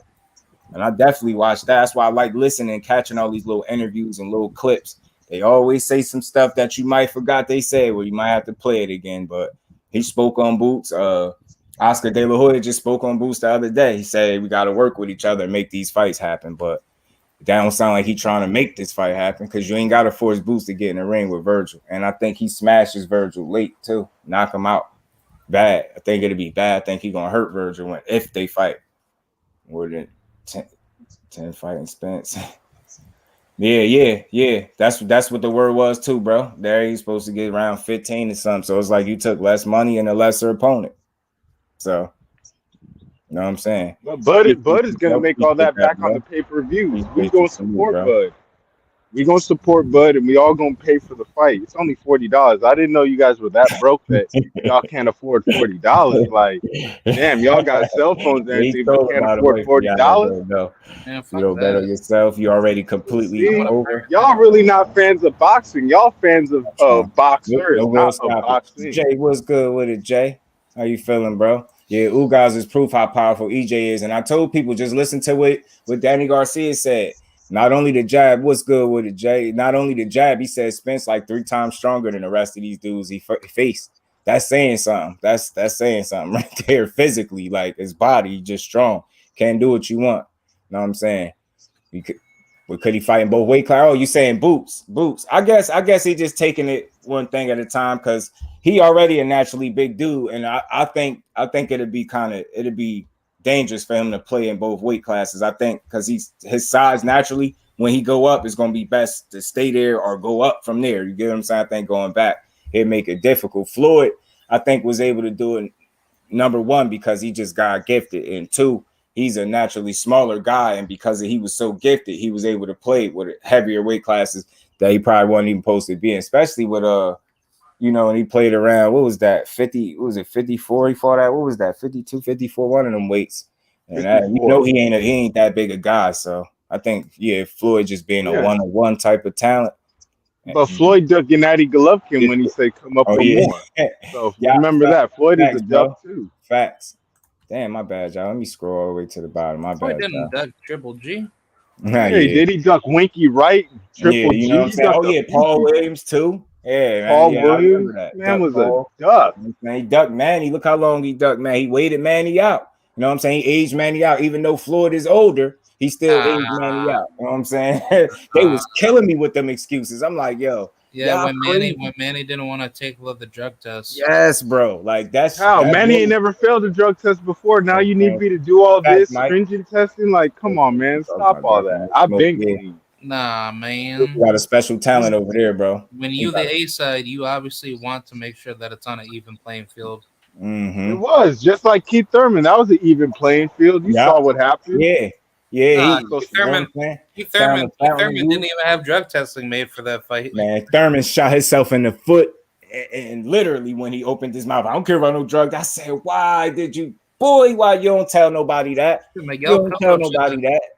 I said, damn. And Manny wasn't on drugs anyway. Show me, Manny. For that one performance, y'all, they was like, yo, he show me one failed drug test from Manny, and I'll believe it. Like Perry Vaughn, man. Found the youth and all that. Coach Kyle said that last night too. It was a smart business move for his family, but not for his legacy. Fact, see? And salute to Coach Kyle because he be keeping it a buck, man. The man on the panel playing. Nah, he joking. Nah, Terry is he trolling. That's why you see me join in with him just so y'all know. Nah, man. Floyd, I mean, you got to roll out the red carpet for Bud, man. I think I'm gonna have to do a ceremony of my own, even though my brother Southern T did it the right way. It's gonna be a hard act to follow, but I think I could pull it off. I'm gonna get some tips from bro. See what kind of ceremony I could give to Bud, just to show him that the boxing world appreciate him out here. Floyd Duckwater. Yo, you know they've said it and be dead serious. Yeah, nah, we know. Derek, he was just see Terry doing the friendly trolling that makes me laugh. You know, it's cool. It's like Big Dog Willie when he come through and say Khan and knock out Marvin Hagler and Sugar Ray Leonard. Now that's wild. Now I can't go that one. That is wild right there. I've seen him in so many chats. I'd be like, yo, where do he get this shit? He come up with a new one every time. Like, damn, you'll think he'd be running out of them by now. I'm like, yo, this dude, yo. Man, like a nigga saying he gonna stop Tommy Hearns in 3. Like, god damn, I had some people mad at me about this Inoue video I made because I said he defensively irresponsible. Dude told me I'm misleading my people and everything. I'm like, damn, just because I don't think this. If you put Inoue right now versus a young Rigo, Inoue's gonna beat young Rigo. He gonna stop him. A young Rigondeaux, he gonna stop his ass. Yeah. Young Rigo wouldn't be no match, man. I don't know. Rigo will snipe his ass. He think his orbital bone. No, he would not. Rigo would get stopped just like he would get stopped on the That boy stool. be a small fighter. That his single punch, he has some real good single punch power to be that small, Rigondeaux, and he was a sniper with it, man. Sniper. Man, Rigondeaux gets stopped by. Let's see, yeah, them pay-per-view numbers gonna stink, and he gonna have himself to blame for it. And I like dude. I really thought we was getting this, y'all. In my head, I'm like, yeah, we definitely about to get Terrence Crawford. We really about to see who the best out of these two after all this going back and forth. And then boom. So y'all not supporting Bud? See, that's sad. See, I support boxing. I pay for everything. See, I didn't know I'm dealing with the broke streamer. I didn't want to pay for Chisora 3. I'm gonna be calling it. You know what I'm saying? If it was somewhere closer, I would have tried to go to it. You know what I'm saying? I'm damn sure gonna be. I hope y'all be in the building when I call that fight. You know what I'm saying? That's gonna be a tough. That's gonna be a tough fight for Fury. You know, like it's gonna be a lot better than freaking Dillian White. You know what I'm saying? Yeah, that makes way more sense than fighting Usyk right now. You know what I'm saying? Usyk already said he wasn't fighting because he's hurt or he's got to recover from Joshua. Some punk ass excuse like. He's just making up excuses, and then he said he was going to be at the Wilder fight, and then you see what happens. Like you ducking Big Fury right there. Yeah, big dog. Yeah, big dog. We making it the chats fun, man. Warren was good. That's not. Nah, it's really not though. But I just can't believe it. Like, damn, where y'all pull that one from? Like, who authorized that? Like, who put him on the table as a possible opponent? Who said you? Oh, you know what? Damn. Now that I think about it. Where he from? Evanesian, over across the pond, right? He's from Armenia, Russia, UK. Yeah, that sounds like a Kinahan fight or something. No, it does not. The company is based. The company is based here in America. Yeah, that does not seem no. Y'all didn't get mad when Tank fought a Liam, so why can't Bud get a Liam? Damn, man. Shit, Bud tripping, man. I love to talk to Bud, man. When y'all see Bud, tell him to holler at JusDue, man. Tell him just a local YouTuber, man, content creator. Bud wouldn't do that. Look at you. You hating on him right now. I'm giving him all his praise, his glory. Hallelujah, his name. Like, y'all not doing that. Like, never an all-time great. Bud lives matter. Facts. Bud lives matter, man. Y'all smash that like button for me, man. Yeah, man. 512. What's good, Big Texas, my bro? How you feeling, Brody? What's good with you, man? Yeah, but I say, man, if he gonna go fight at David Avenue, Stanionis. I don't know if Stanionis is gonna be get the Boots fight, or is it gonna be Errol fighting Stanionis? No, Errol gonna duck. He gonna duck Stanionis. I think, and why I say that because he got the WBA regular title, so that wouldn't that put him in position over a Boots Ennis. You get what I'm saying? And I think he would be next in line. I think so. It's like, man, we got to see some fights. And I don't see why Virgil, they keep talking about fighting Boots, but don't want to just make it happen. You won't have to fight Boots to get in there with Virgil. I know you won't. Like, he'll fight him tomorrow if he could. And all you have to do is include DAZN in the deal. Then we got it, because you saw how Jamal ducked Jaime Munguia because of that, because they didn't want to do that. So going into the mix, that'd show us all how bad you truly want to fight. You know what I'm saying? Yeah, tell Al Heyman to stop ducking. Al Heyman over here ducking. It's all Al Heyman. Nah, he wasn't. Nah, hell no. And Terry know his shit too. He in here fucking around. yeah, man. I just can't believe it though. I can't though. Loyal to the game, boxing talk. What's good with it, bro? Yeah. I think so too, bro. I think that's the way it's going. And again, I was saying it because people making an issue, or they making noise about Boots going to petition with the IBF. They don't know Stanionis been in line, and he got that regular title. I don't know if I give him an extra leg up, but I would think that he's in line first as opposed to being Boots. But they're gonna say he ducked. They're gonna say he ducked Boots. Trust me, they're gonna say it. They're gonna say that before they say he Crawford ducked EJ. They damn sure gonna throw it out there. Trust me. They did, and that's only Crawford didn't duck EJ. I didn't duck EJ. Look at the terms, like dude. You termed me out. Ain't no way that anybody would accept these terms. Like I was trying to do it for the strength of his fans, and then it's just like dude, at this point, like PBC is gonna get everything, and I'm only nigga, no. PB Sizzle, Lloyd will fight. Yeah, that Bud will that, and that's just a lesser opponent than Stanionis still, yo. 47 to fight right now, fellas. Yes, it is Virgil. Virgil. Throw Virgil, because they keep mentioning his name. He said, I'll fight Boots, whoever. So he said it. And then Oscar said he trying to get, Virgil right back immediately, December or January. And Bozy Ennis, I just watched the interview. He just did that the other day. And he said he's trying to get Boots back in there by December. So the time align right up. There's just a matter of if they really want to take the risk. I ain't talking about for Boots, dude. Virgil and Oscar want to take the risk. Virgil said this is gonna be this is on PBC. We got to do a joint venture. Right, Virgil fights on the zone, so right. this is on Al Heyman. Mm-hmm. It's all on Al. Everything is on Al Heyman. Yeah, I'm telling you, gotta he protected fighters. That's all he does. He protects fighters. Kurt, not too many people know that part too. That Stanionis already stepped aside, so they gonna say it's a duck because they not paying attention. Yeah, Derek, man, I can't believe it. We getting this at this point, man. Derek can't. Spence Crawford, super 5%. I'm gonna completely say it's slow, so explain it slowly. How could there not be? Yeah, super fight. And one guy just seemed more committed than the other, man. For real. Monster opens. Yeah, Bud did. Bud was way more committed. Bud went to the table and everything, and PBC tried to bitch him. And I stood on my nuts. Virgil's with the zone that ain't happening, bro. Now, yeah. But the only reason I talk about these fights because if we hold like the promoters and fighters accountable to the shit that they be saying, we'll see more of these fights. Because why keep mentioning Boots and you will fight them, and why Virgil just now saying his name for real? But why would y'all say it if y'all not gonna have no plans of doing it? Because we gonna damn sure demand it. All you gotta do is let me know it's a possibility, and that's what Oscar did in that little clip that I played earlier. So it sounded like he'd be willing to do it. I say, let's see it.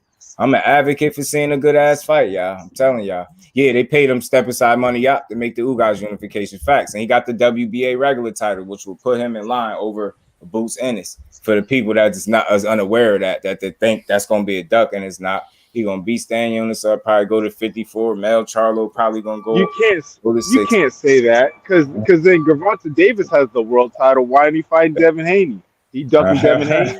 He ducking Haney. But after watch him rematch Mean Machine, shit. He do that, he know his career over. Mean Machine is a great opponent. That's a tough fight. That's a tough out. Mean Machine. I mean, he give Errol all kind of. Yo, y'all know who the Mean Machine really got beat up by? Yo, he got beat up by Ray Robinson. That's the draw he got on his resume. Ray Robinson really should have been in there with Terrence Crawford. Also, somebody think didn't Ray Robinson beat him in the amateur too? Got some previous history, right? Oscar get on my nerves, bro. But I said that don't attach your name to Boots like y'all gonna fight him and act like people like me ain't gonna be like, well, I heard you say it. Yeah, I heard you say it, boy. Get him in there. Yeah, facts. That's a fact, Kurt. And is it Cameron Duncan or something like that? He with Boots. Yep. It don't make no sense, man. That's all. And we gotta stop being so sensitive. Like we can't support BS fights. You ain't gotta I ain't tear down Crawford, but that fight is not something that's worth $40, and they really asking people to pay their money. Matter of fact, they telling you. They ain't I didn't think y'all were this broke. It's only $40. Like you guys pay cell phone bills, everything. I'm broke as really? A joke. Hey, somebody gonna have to cash at me. Somebody cash at me $40, man, so I could watch Bud fight, yo. Come on, man. Wow. Don't do me like that, y'all. Don't do me like that. You know what I'm saying? That's we can't even support our own brother. I want to see it, man. Yeah, that's why by me supporting my brother, they got to support their brother by sending me that 40. You know what I mean? I'm gonna go ahead and set that up. Matter of fact, with that 40, we could throw a party, so I make sure multiple people get to see the fight. You know what I'm saying? BLK Prime, I have my joint order set, ready to go. And that man got a November 19th date too, y'all. David Avanesian, he fighting an undefeated dude on the 19th. What if he lose? Isn't Errol supposed to fight November 19th, regardless of Terrence Crawford? Why didn't he fight now? Like he was. I did hear that. So that means he was lying. So that means Errol was lying the whole time. Yeah, Terry, that's crazy that EJ he lied, man. For like Bud will fight Ellis. Yeah, I don't even think he would, yo. It's crazy because the younger you are and you look like a threat, I don't think he's gonna fight them young dudes. I really don't. I think he ready to retire for real. Styles make fights, maybe. When you able to implement said style, it's an absolute fact. It is. Yes, sir. Nah, yeah, Derek, man. I ain't. Because y'all won't give me the $40. That's crazy. Yeah, it's crazy. People won't give me $40 so I That's can watch. sad, man. I thought Budget, Just Do man. had 40 in the Continue bank legacy. for Terrence. Like, this is sad, man. I'm gonna have to cash app him some money. You know what I'm saying? Yeah, man. I just need only a couple hours. Do 20, man. Let's go half, man. You get 20, I'll get 20 from somebody else, and we got us a fight. I could watch it. Boots versus Ellis. I love to watch that too, though. Because there's some people that think Ellis beats Boots for real. I ain't one of them people, but I think it'll be a very entertaining fight because athleticism will be all over the place in there, man. They some real athletes right there, Boots and Ellis. But Boots just man, that shit. He gets stronger as the rounds go. That should be crazy, man. Boots might be on that juice thing. If you're saying that, he gets strong about it. He might be on that juice. Boots go, man. He gonna beat the juice out of him. He gonna beat the juice out of it. Yeah, he did a lot, man. Spence did a lot of that heavy lifting, man. No, he should have got more of the money. I hate stuff like this with boxing. Like the bad business and politics be ruining the sport. With ducking, it's like a trifecta of negative. Like, man, I'll pay the 40, I'll pay 100 if Crawford would have signed. Yeah, me too, bro. I ain't even lying to you. I would have been willing to pay that. And not like, after taxes is like $100. No, make it $100 and then it'd be more after taxes. I'd have been cool with that. I really would. But now it's like I seem more and more like a pipe dream. That's why I keep saying too, like I always say, we don't have to be at the table to know if somebody said they agreed to everything, then what would be stopping? Like when it should be nothing stopping. They're gonna be like, well, Earl didn't sign his half, and then that's gonna make logical sense to somebody. Like whatever, man. And that offer came, he dropped all the Euro belts. He said, hell, we got Avanesian on the line. Get Avanesian on the line. He's way more durable, way better than Spence. I ain't fighting no Errol sprints. He Errol sprints anyway because he be ducking and running. You know what I'm saying? It'll go 9 rounds and this will stop him. See, I was get hurt by a bad shot. Yeah, I see it too. He's gonna catch up to him. Boots will catch up to him for real. Well, it'll be a good one, entertaining. BMXL app offer, you terrible, man. Come on, it's BLK, capital letters too. BLK Prime. You did. You recovered after like a round or two. Oh, you seen it. And Boots, I'm telling you, that should be bad. Boots that good. He should be able to fight multiple divisions. I get what you're saying, but I don't think that's smart. Like you gotta, it's like I think certain guys are able to do that because of the size. I think with Boots naturally just being that big a guy, I don't think it would be smart for him to like try to campaign at 47 and 54 at the same time. And if you know that weight fluctuation ain't nothing to play with, man, that's how people be getting dropped for the first time in their career or knocked down, buzzed, all that. It's like you ever pay attention when certain guys are just throughout boxing, you've seen it when a guy go up in weight or down in weight. You see him get dropped for their first time, some shit like that. I just don't think it'd be smart for him because he just too big. I think whenever he do go up, he stay up, and you just keep going up. Like to go back down, think he's good enough to do it, but from a health standpoint, I don't think it would be smart. That's why I don't think he's gonna do it. Now he should maybe all from the right fight at 54. I'm pretty sure he'd be willing to fight. I just think he's a true fighter like that, and I ain't saying none of these shit's gonna be easy, but he gonna beat some people asses when it's all said and done. They gonna all the people that was saying he hype and he ain't proved nothing yet. He ain't did nothing. Watch how quiet they get when he beat somebody up. Probably gonna be one of their favorite fighters too. Clinch. That's how he hurt. He was hurt by that one shot. He tried to clinch.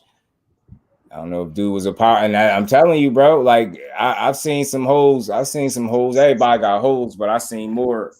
And Rashidi, and I seen, he been off for a while, but I seen him way before he was inactive.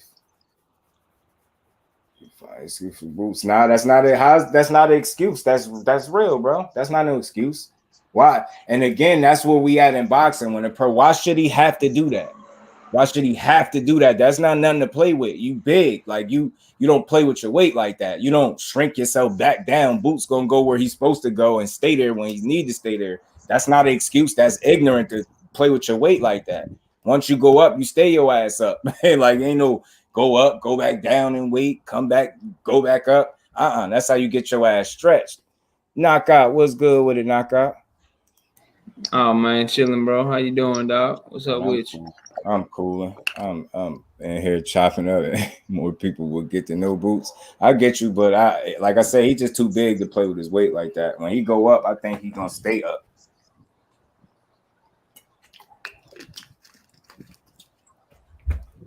Oh shit, it's hot. It's getting hot in here, man. Ellis legs start. Oh yeah, I forget what fight you talking about, Fate. I forget it, but I think Boots has stopped him. I think it stopped Rashidi Ellis. I like Ellis though, but I've been seeing more Boots lately, and that shit, he don't look like smoking mirrors to me. I look like he gonna be a dangerous out for somebody. I think he's gonna take over once Errol move out of that division. Man, Boots at 147 is a 50-50 fight for Errol.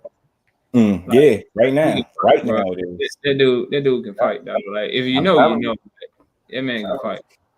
I just want to I want to see him get that opportunity so people can stop questioning it. Because on one end, I understand it when people say it, but I don't think they understand when I say he hasn't been given the opportunity to prove it to y'all. Somebody has to give him an opportunity, and you can't say he's not willing and ready for that. This is like how long y'all gonna hold on to who is he fighting when he being turned down? Like I forgot what fight it was. His pop said how many people turned him down. Before the Custodial Clayton fight, he said about 10, 15 people. And they just petitioned the IBF to try to fight Errol. So and I'm glad you popped up because ain't that the same shit that Stanionis did? Didn't he step to the side and wouldn't he be in line first?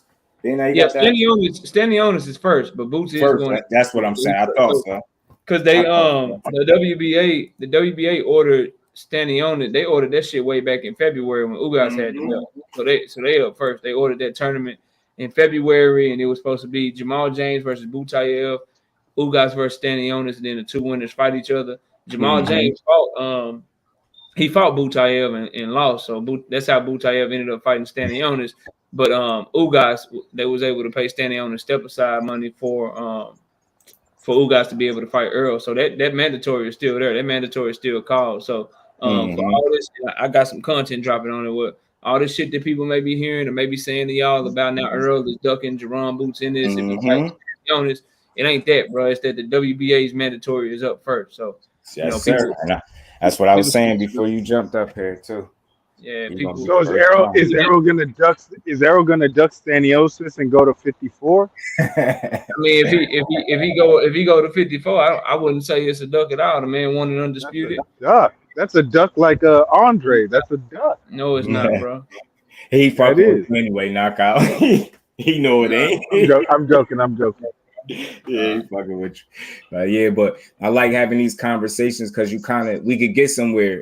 It's like we could go all day about blaming. Like I just know, and I hit people with a different angle. Just for the people that's diehard Crawford, I ain't diehard Spence. I'm diehard boxing before anything. But for the people that's feeling like that, he too talented of a fighter to be wasting his time against David Ivanese. And in 2022, bro, it does absolutely nothing for his stock, his career, and the only thing I see, the only benefit I really do see is the money, and that's if he's really getting that money. So it's the only thing I can see. Chose the bag over legacy to me. Trap, you got some nerve talking about stop the excuses, bro. When the man Crawford out here crazy ducking like a motherfucker, bro. You got some nerve. You got some nerve talking about stop the excuses, man. With Terrence Duck Crawford, bro. Like, come on, dog. Bug crazy, bro. Yeah, I ain't trying to hear none of that. Bud, shout out for doing us like this, y'all. Like it says, you got to blame Al Heyman. I don't know why he couldn't make this fight like with the Hall of Fame all-time great like Bud. You got to roll out the red carpet. He didn't do that. He didn't play by the rules. So, hey, man, you get ducked for shit like that. Yeah, man. Gonna let David Ivanese steal a fight that he should have been able to work out. The nerve of Al the Ghost Heyman, man. God damn it. I mean, Al. Al was when I don't never see your ass, Al. Let me stop playing, man, for they think I'm serious. They love to blame him, though. They love to blame Al. They be like, it's Al. It's Al's fault. He's doing it. First, he was overpaying. Now he messing up the fights. He was monopolizing boxing. Man, I heard it all. He's Al's going hiding broke. fighters. He's Yo, hiding their they've fighters. been going broke the whole time they've been in business. I've been hearing that every single year on cue. Like, man, all right, enough is enough. I don't even care. As we get in these fights, they be adamant like you really know what the situations is because somebody's painted a picture for you and it sounded convincing. You just gonna run with it. Them dudes. All I know is I'm being fair. Shit, if Errol Spence announced a fight with fucking Cody Crowley or fucking David Advil Aspirin, some shit that we didn't see coming, if he did that shit, I'd be calling him a duck today. Me too. I swear I would. I'm calling his ass a duck today, so I'm not trying to hear none of that shit. I'd be even more mad, to be honest with you, because he got 3 of the belts. I'd be even more mad. 3 belts, and now you don't want that last one, and you gonna hold it up? That's crazy. Why don't you pay me? You gotta pay me. You gotta pay what you weigh, and I weigh a lot. I got the last Dragon Ball. You guys don't want it, so that means it goes up to the next highest bidder. Like, we know what the game is. You guys didn't want that Dragon Ball. You know what, T? Break it down on my screen. Bet. It is what it is with that, but at what point do boxing fans, and I know you just trolling, Terry, but at what point do boxing fans be like, yo, bro, we expect you to want to be great too? Mm-hmm. Bud's already great. Three division champion, undisputed. Like, come on, man. I hear you. So is Tom Brady, but he's still accountable to a Super Bowl. So is LeBron James, but he's still accountable to go try to win a championship every year. So if you are already great and you done, then retire, my nigga. Quit holding the sport up. Mm-hmm. But as long as you fighting, as long as you want people to call you pound for pound and shit, right? You tweeting out shit. I just want to be great. Like I didn't make you tweet that shit.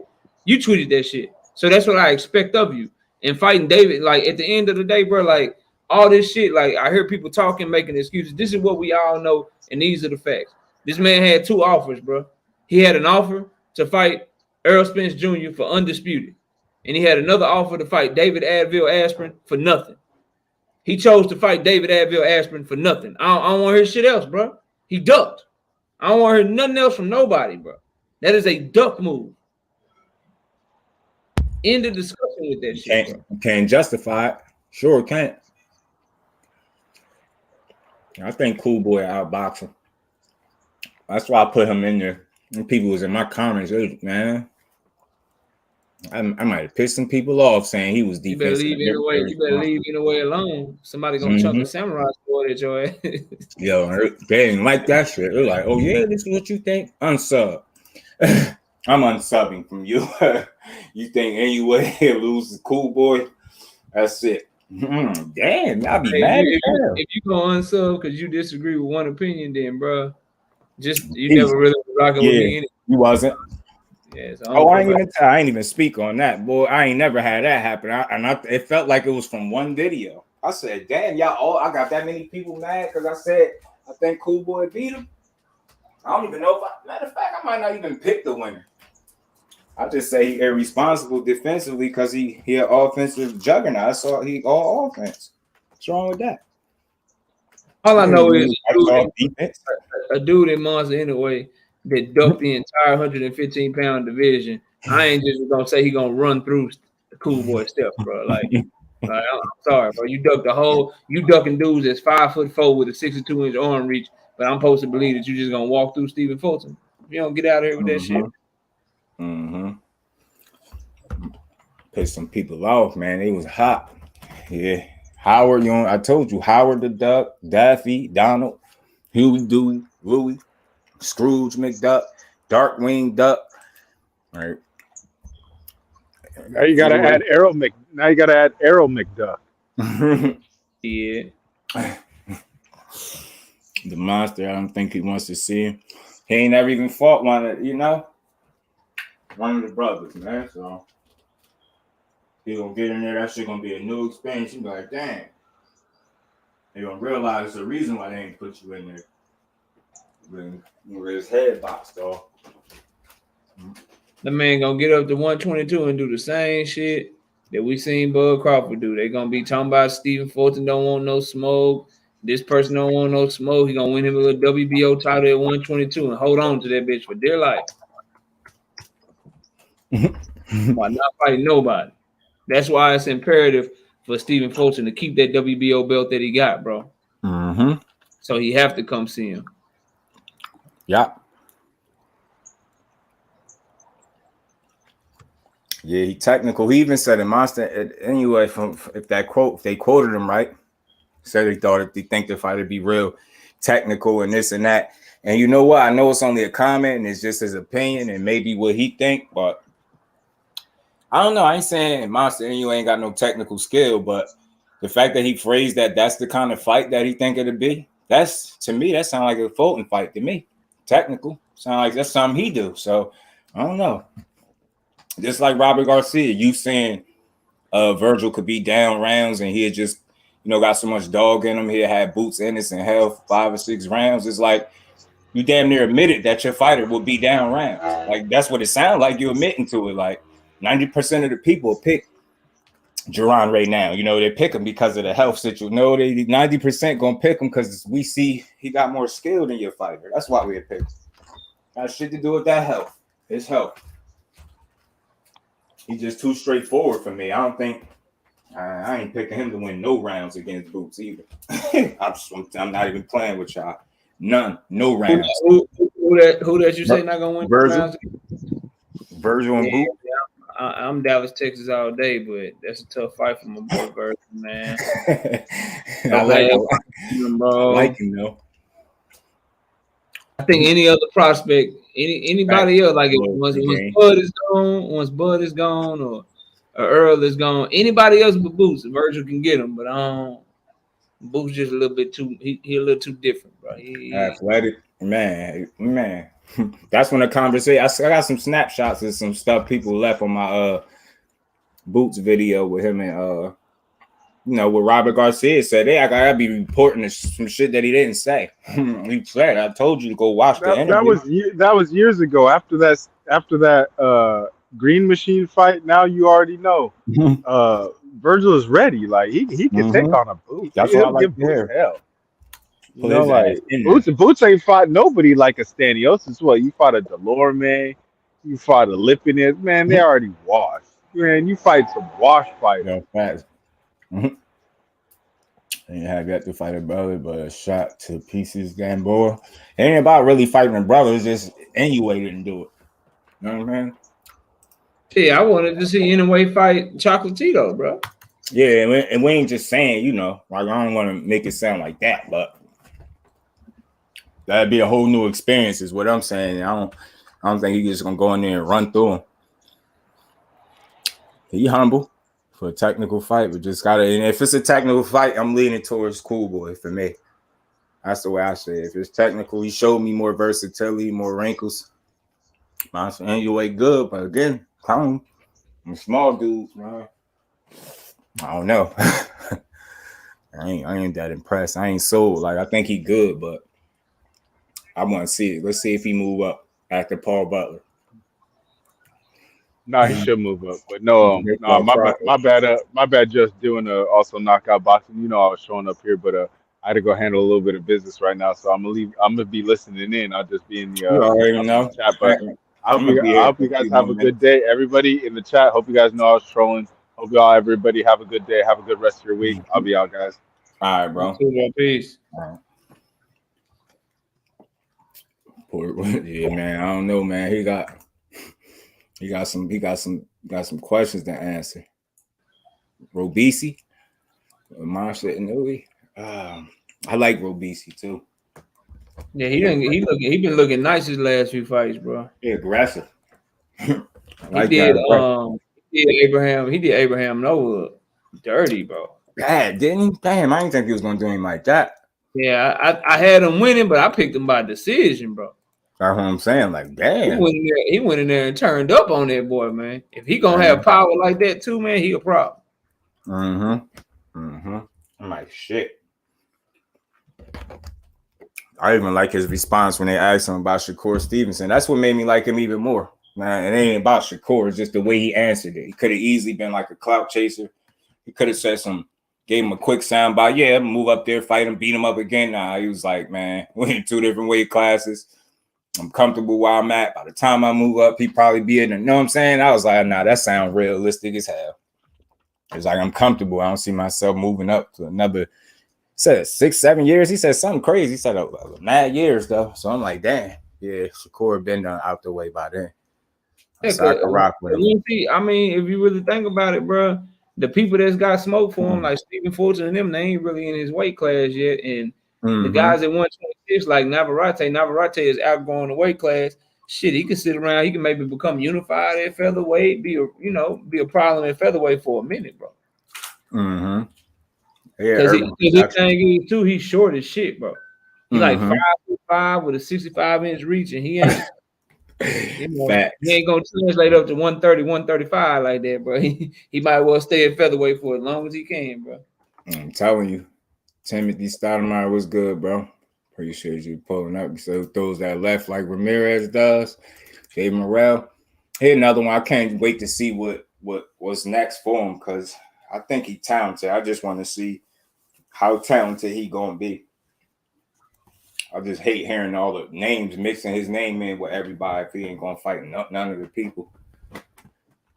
Yeah, that's my thing with Morrell too, bro. They be like, he only got 6 fights. I'm like, but that shit he got a WBA belt. So shit, drop that hoe. If you don't want me to put you in there with the other champions, contenders, this shit, drop that hoe and move like a prospect, bro. As I say, don't keep saying he ain't ready. He talking different. Do y'all at least get on the same page before y'all do interviews? Trainer saying one thing, fighter saying another thing. Promoter trainer be like, he not ready yet. He need to develop. Then the fighter get in front of the camera. Man, I knocked David Benavidez ass. Yo, for real. Like, he ready for everybody. And I be believing him. I just be like, yo, you got to get on the same page with your people. Chris Eubank dad talking about weight and shit. Your son out here eating good. I'm like, man, do y'all talk? Like, what the hell? Dudes is weird, man. Yeah, they do that. I'm with that. A Super 6 at lightweight. Hell yeah. Make them fight. I wouldn't put Cambosos in it, though, bro. Yeah, that boy. He lost his last 2 fights, and he lost 2 convincingly to Devin to make me think like anybody else. I'd rather, instead of Cambosos, I'd replace him with somebody like Keyshawn. You know what I'm saying? Somebody like Eastside Pitbull Cruz, Frank Martin. Yeah, go ahead and put Mr. 6-0 in there. Michelle Rivera, Edwin De Los Santos. Like, it's a lot of people I want to see in those matchups instead of Cambosos. Because what Devin did to him, I now know Cambosos got no smoke for Loma. He ain't got no smoke for Shakur. He ain't got no smoke for Tank. Like, that might well be a bye week. That's like a playoff team getting a bye week, bro. That's like a football playoff team getting a bye week if they got to fight Cambosos, bro. Yeah, facts. Yeah, man. Why turn pro? I ain't with that. You ain't ready. Once you start talking, if I hear you say it one time, you don't need to say it once to me. Say, you don't think somebody on your level that got more fights than you? What he fighting? 10 rounders? Talking about Frank Martin. I'm like, boy, ain't you fighting 8 rounders? What the hell you talking about? Like is that's like it's supposed to be a bad thing? Ain't you fighting 8 rounders, boy? What the hell wrong with you? Like, man, he gotta fight somebody. I like him, but I just want to see the fights now because he be talking that talk. Yeah, and again, bro, like you talking that talk, like the days of me being patient with these fighters and shit are over just because like, bro, I watched Loma do it. Yeah. So I expect, like, bro, you got these 6 fights. You want to talk about? You talking about Devin? You talking about Loma? You talk about fucking Tank and shit? Okay, bro, go do your thing. You an Olympic silver medalist and shit. Like, bro, go get that smoke. Go get that smoke. Quit beating up on bums, talking shit to dudes that beat dudes way better than you beat. Yeah, like, man. See. And then I keep saying it, bro. That's what you speaking. That's just self accountability, holding these dudes to these fake standards that they think they at, man. Y'all gonna talk like that? You gotta fight like that. You can't talk a certain way and then go fight people we know you supposed to beat. Like I ain't impressed by that no more. That shit go for everybody. They'll beat up a dude that wouldn't win a second of a single round against Devin Haney, but then start talking shit about Devin Haney. Yo, because he get what I'm saying. They'll stop a dude that we all know Tank Davis will put to sleep, and then start talking shit about Tank Davis, bro. Like, get the fuck out of here. Yeah, man, you can't make because if I hear one more person don't compare Isak Cruz and Gamboa to Tank and Gamboa. Yeah, I really don't like that. But he took 12 rounds. Man, ain't no damn. He got it inside the distance. Damn it, a knockout is a knockout. I don't care how late it came. Like that's all y'all got from that performance. And you know what? I could be wrong as hell on this one, yo. But I think it was some. I think they was putting some extra on that Achilles shit. I ain't saying he ain't hurt himself, but I really do think that they was putting more onto it to me because it's like his leg was really that bad that y'all would have stopped the fight. That's what I believe. Like I've seen fights that stop. If your Achilles, I tore my Achilles in middle school, bro. You can't stand with that shit. That's what I'm saying. Knockout, come on, bro. Busting in this goddamn shoe. When you rupture your Achilles like they claiming he did, bro, you can't stand on that shit. What I'm saying, bro. And my cousin did it too. Doing, I forgot what was he doing, like the wall climbing, something he did, and it was like some freak shit. Man, he couldn't stand. He wasn't good on that. And they not because he's tough. He's a warrior. No, it's dude. Y'all just be yelling. They've been doing this for years. It's not even just that fight. Y'all will yell out something and be wrong as hell. I heard Canelo explain his wrist injury. What he's trying to say, like a meniscus or something. I'm just like, he pointing to his knee, talking about his wrist. I'm just like, whatever. You know what? I hate y'all, man. y'all don't even know how to explain to the people what it is. Like, whatever, man. I just don't think he tore his Achilles the way they were saying. I don't think he would have been able to stand on it. And I'll go back to this fight. I don't know if you remember Top Dog Thomas Williams? No, I don't remember that one. Man. Damn, young dude. I forgot who slowed him down all the way. You know what? Who got him? I think it was Adonis Stevenson. Knocked him out real bad. Dude was undefeated. He was knocking shit out for a minute. He was fighting at 175. And I still remember when he lost his first fight. It was like early, like second or third round, it got stopped. He had a little ass cut in the corner of his eye, and they stopped the fight, bro. I'm like, yo, you stop a fight for that, but Gambo Achilles going, and y'all gonna let him fight? Yeah, that's real smart. Say fuck the rest of his career, right? And let him fight on it in a fight that he losing. I think he hurt himself, but I don't think it was the way they was trying to make it seem. They was putting too much on it. They always do that, bro. Like they, you know how they it is what it is. Devin Haney, they start counting clinch stats and shit all of a sudden. Tank Davis, the dude got to be hurt. We feel like I don't know. You ever seen that before? A clinch stat? No, never. I've never seen it before either. I've never seen nobody do this shit. So they just, people pick and choose depending upon what narrative they want to push. That's all I'm saying, and understand that narratives.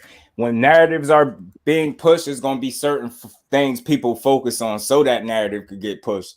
The people that want to believe, they want to push that Tank took too long to knock out Gamboa are the people that's going to push how bad he hurt himself. And it took Tank this long. Shut up, man. He got him out of there. That's all you need. That's all you need to know. The knockout came. You get what I'm saying? The thing about that just is those same people that'll say that what they won't talk about is how Tank fought Jose Pedraza way more in his prime when Pedraza was undefeated, and he knocked Pedraza's ass out and dominated him the whole fight. While Vasily Lomachenko went the distance with him, and Pedraza was much more competitive against Vasily Lomachenko. They don't want to talk about that though. He's all marked up. Remember what he say? It was a tough fight. Yeah, I know. Your face told the truth. You know, glove burned up. You was looking rough. You look like you had a fight. Tank beat that boy ass. That's why I keep telling people I don't like to do triangle theories. I really don't.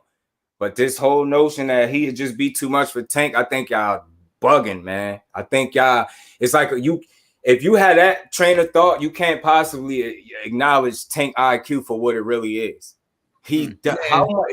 How much shit is he gonna do that Tank ain't never seen?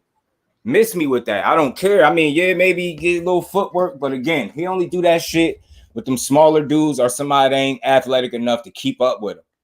That shit, man. Matrix this, Matrix. I don't think so. I think Tank could get him, man. I'm gonna keep saying. This is what I know, bro.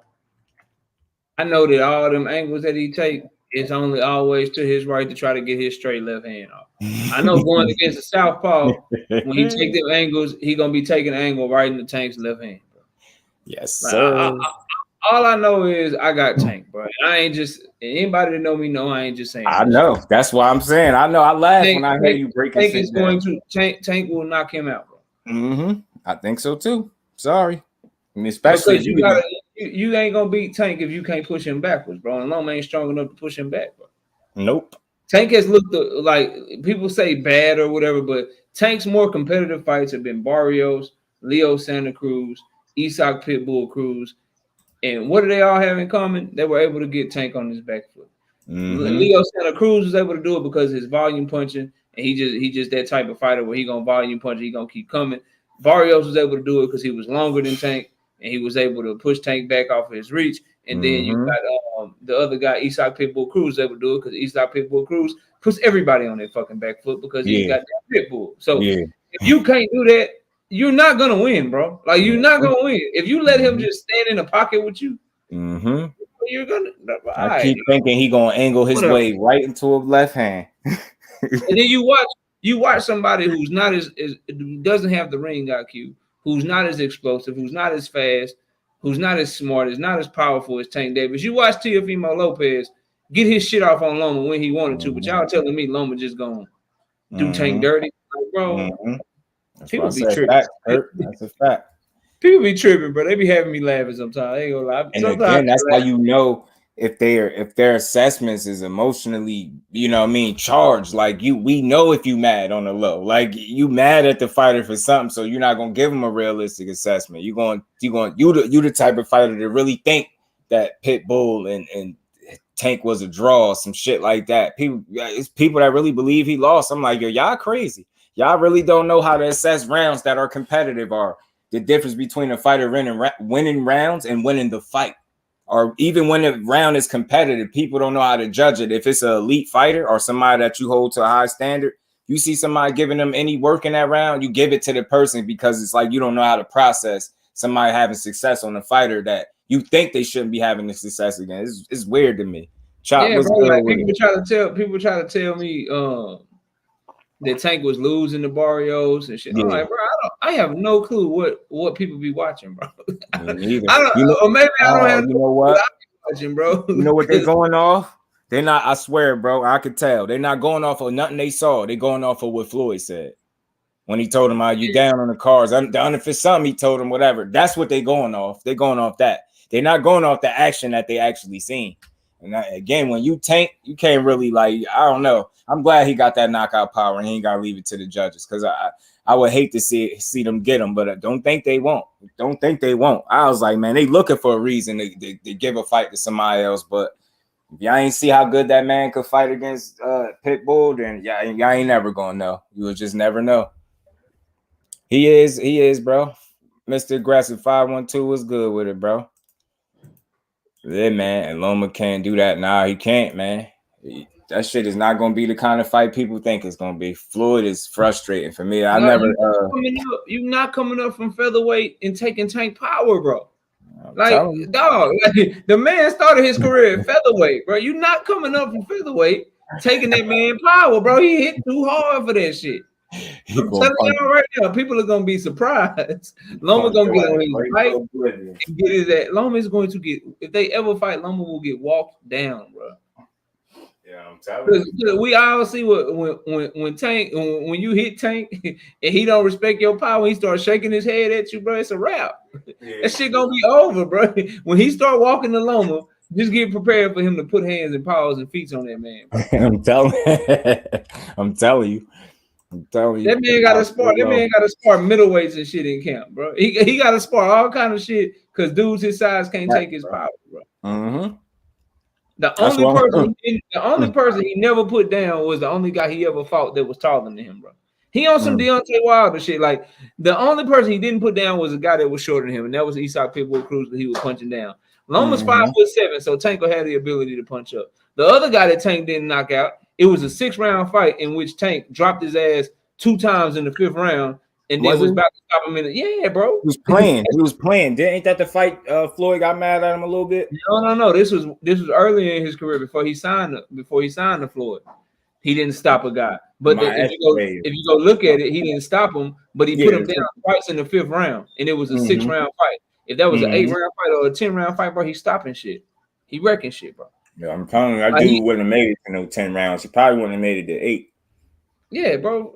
Like, Loma ain't gonna be able to last, bro. Cause he already showed, like, number one, he showed he hate getting hit to the body when he was fighting Teofimo Lopez. Tank is an outstanding body puncher. And number two, bro, you're not gonna fight Tank going backwards. And Loma is the type of guy, he try to sit in the pocket, use all these angles, and man, bro, you gonna get your ass beat up, bro. You gonna get beat up fucking with Tank. And people gonna be surprised and shit. Everybody just record what I'm saying. Don't be surprised. Tank gonna walk through that boy. Tank's fight with Mario Barrios will probably turn out to be more competitive than what he do to Loma, just because Loma too small, bro. It Boots demolishes Virgil. They got mad at me. Dude said some disrespectful shit. I said, let me screenshot this because I'm gonna make a video out of him. I asked one question: what do Virgil do in the ring better than Boots? I asked the question. I didn't even say how good Boots was or none. I just said, just tell me one thing. He got mad.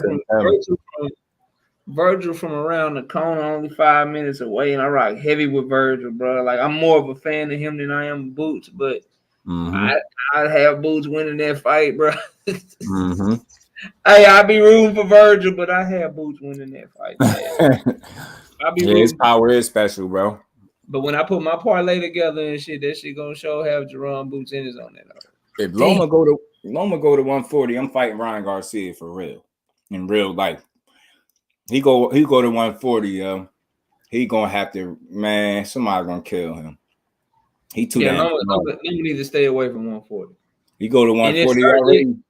It's certain fighters at 135 he better stay away from, bro. Like, people think I'm crazy or whatever, but man, shit. Throw him in there with Abdullah Mason. Shit, man, I got Abdullah, bro. Hey, man, look, Loma's good. He's a very good fighter. He's just too small, bro. He's just too small. That's all. He's just a little dude. Yep. And they know what it is. I keep on thinking he's gonna get in there and just mop the floor. All right, it's a reason why he got less than 20 fights too. Turned pro at what, 26 years old. God damn. I'm afraid he doesn't want to be at 40. I'm about to I'll try to get up out of here. I got some stuff I gotta tend to. All right, bro. I hollered at you, man. It was fun, man. I want to chop it up with you for a minute. Man, yeah, man. Appreciate you, bro. Much appreciate. Man, I appreciate all y'all in the building. Y'all smash that like button for me. I gotta call somebody back, but yeah, man. It's early. I just wanted to get this cook out the way. I'm gonna come back with something else too. I got something else that we're gonna chop it up about as well too. Loma really smart for 135. Yeah, he is. Oh, small. Yeah, he is. He ain't playing with them dudes at 140. He's gonna get himself killed. He can get himself killed at 140 for real. But yeah, all in all, David Avenisi and Terrence Crawford shouldn't be a fight, but nonetheless, it is. We've seen stranger shit in boxing. It is what it is. Boxing moves on. Errol Spence gonna move on. Like me and Naka was just sitting here discussing the WBA. Stanionis got a regular title that puts him in line first over Boots. So Boots petitioning is cool, but Errol, if he fights Stanionis, that wouldn't be a duck. He already said he had 2 fights. Ugas was one. Crawford was supposed to be the other one. We don't look like he's gonna get that. Definitely not at 47.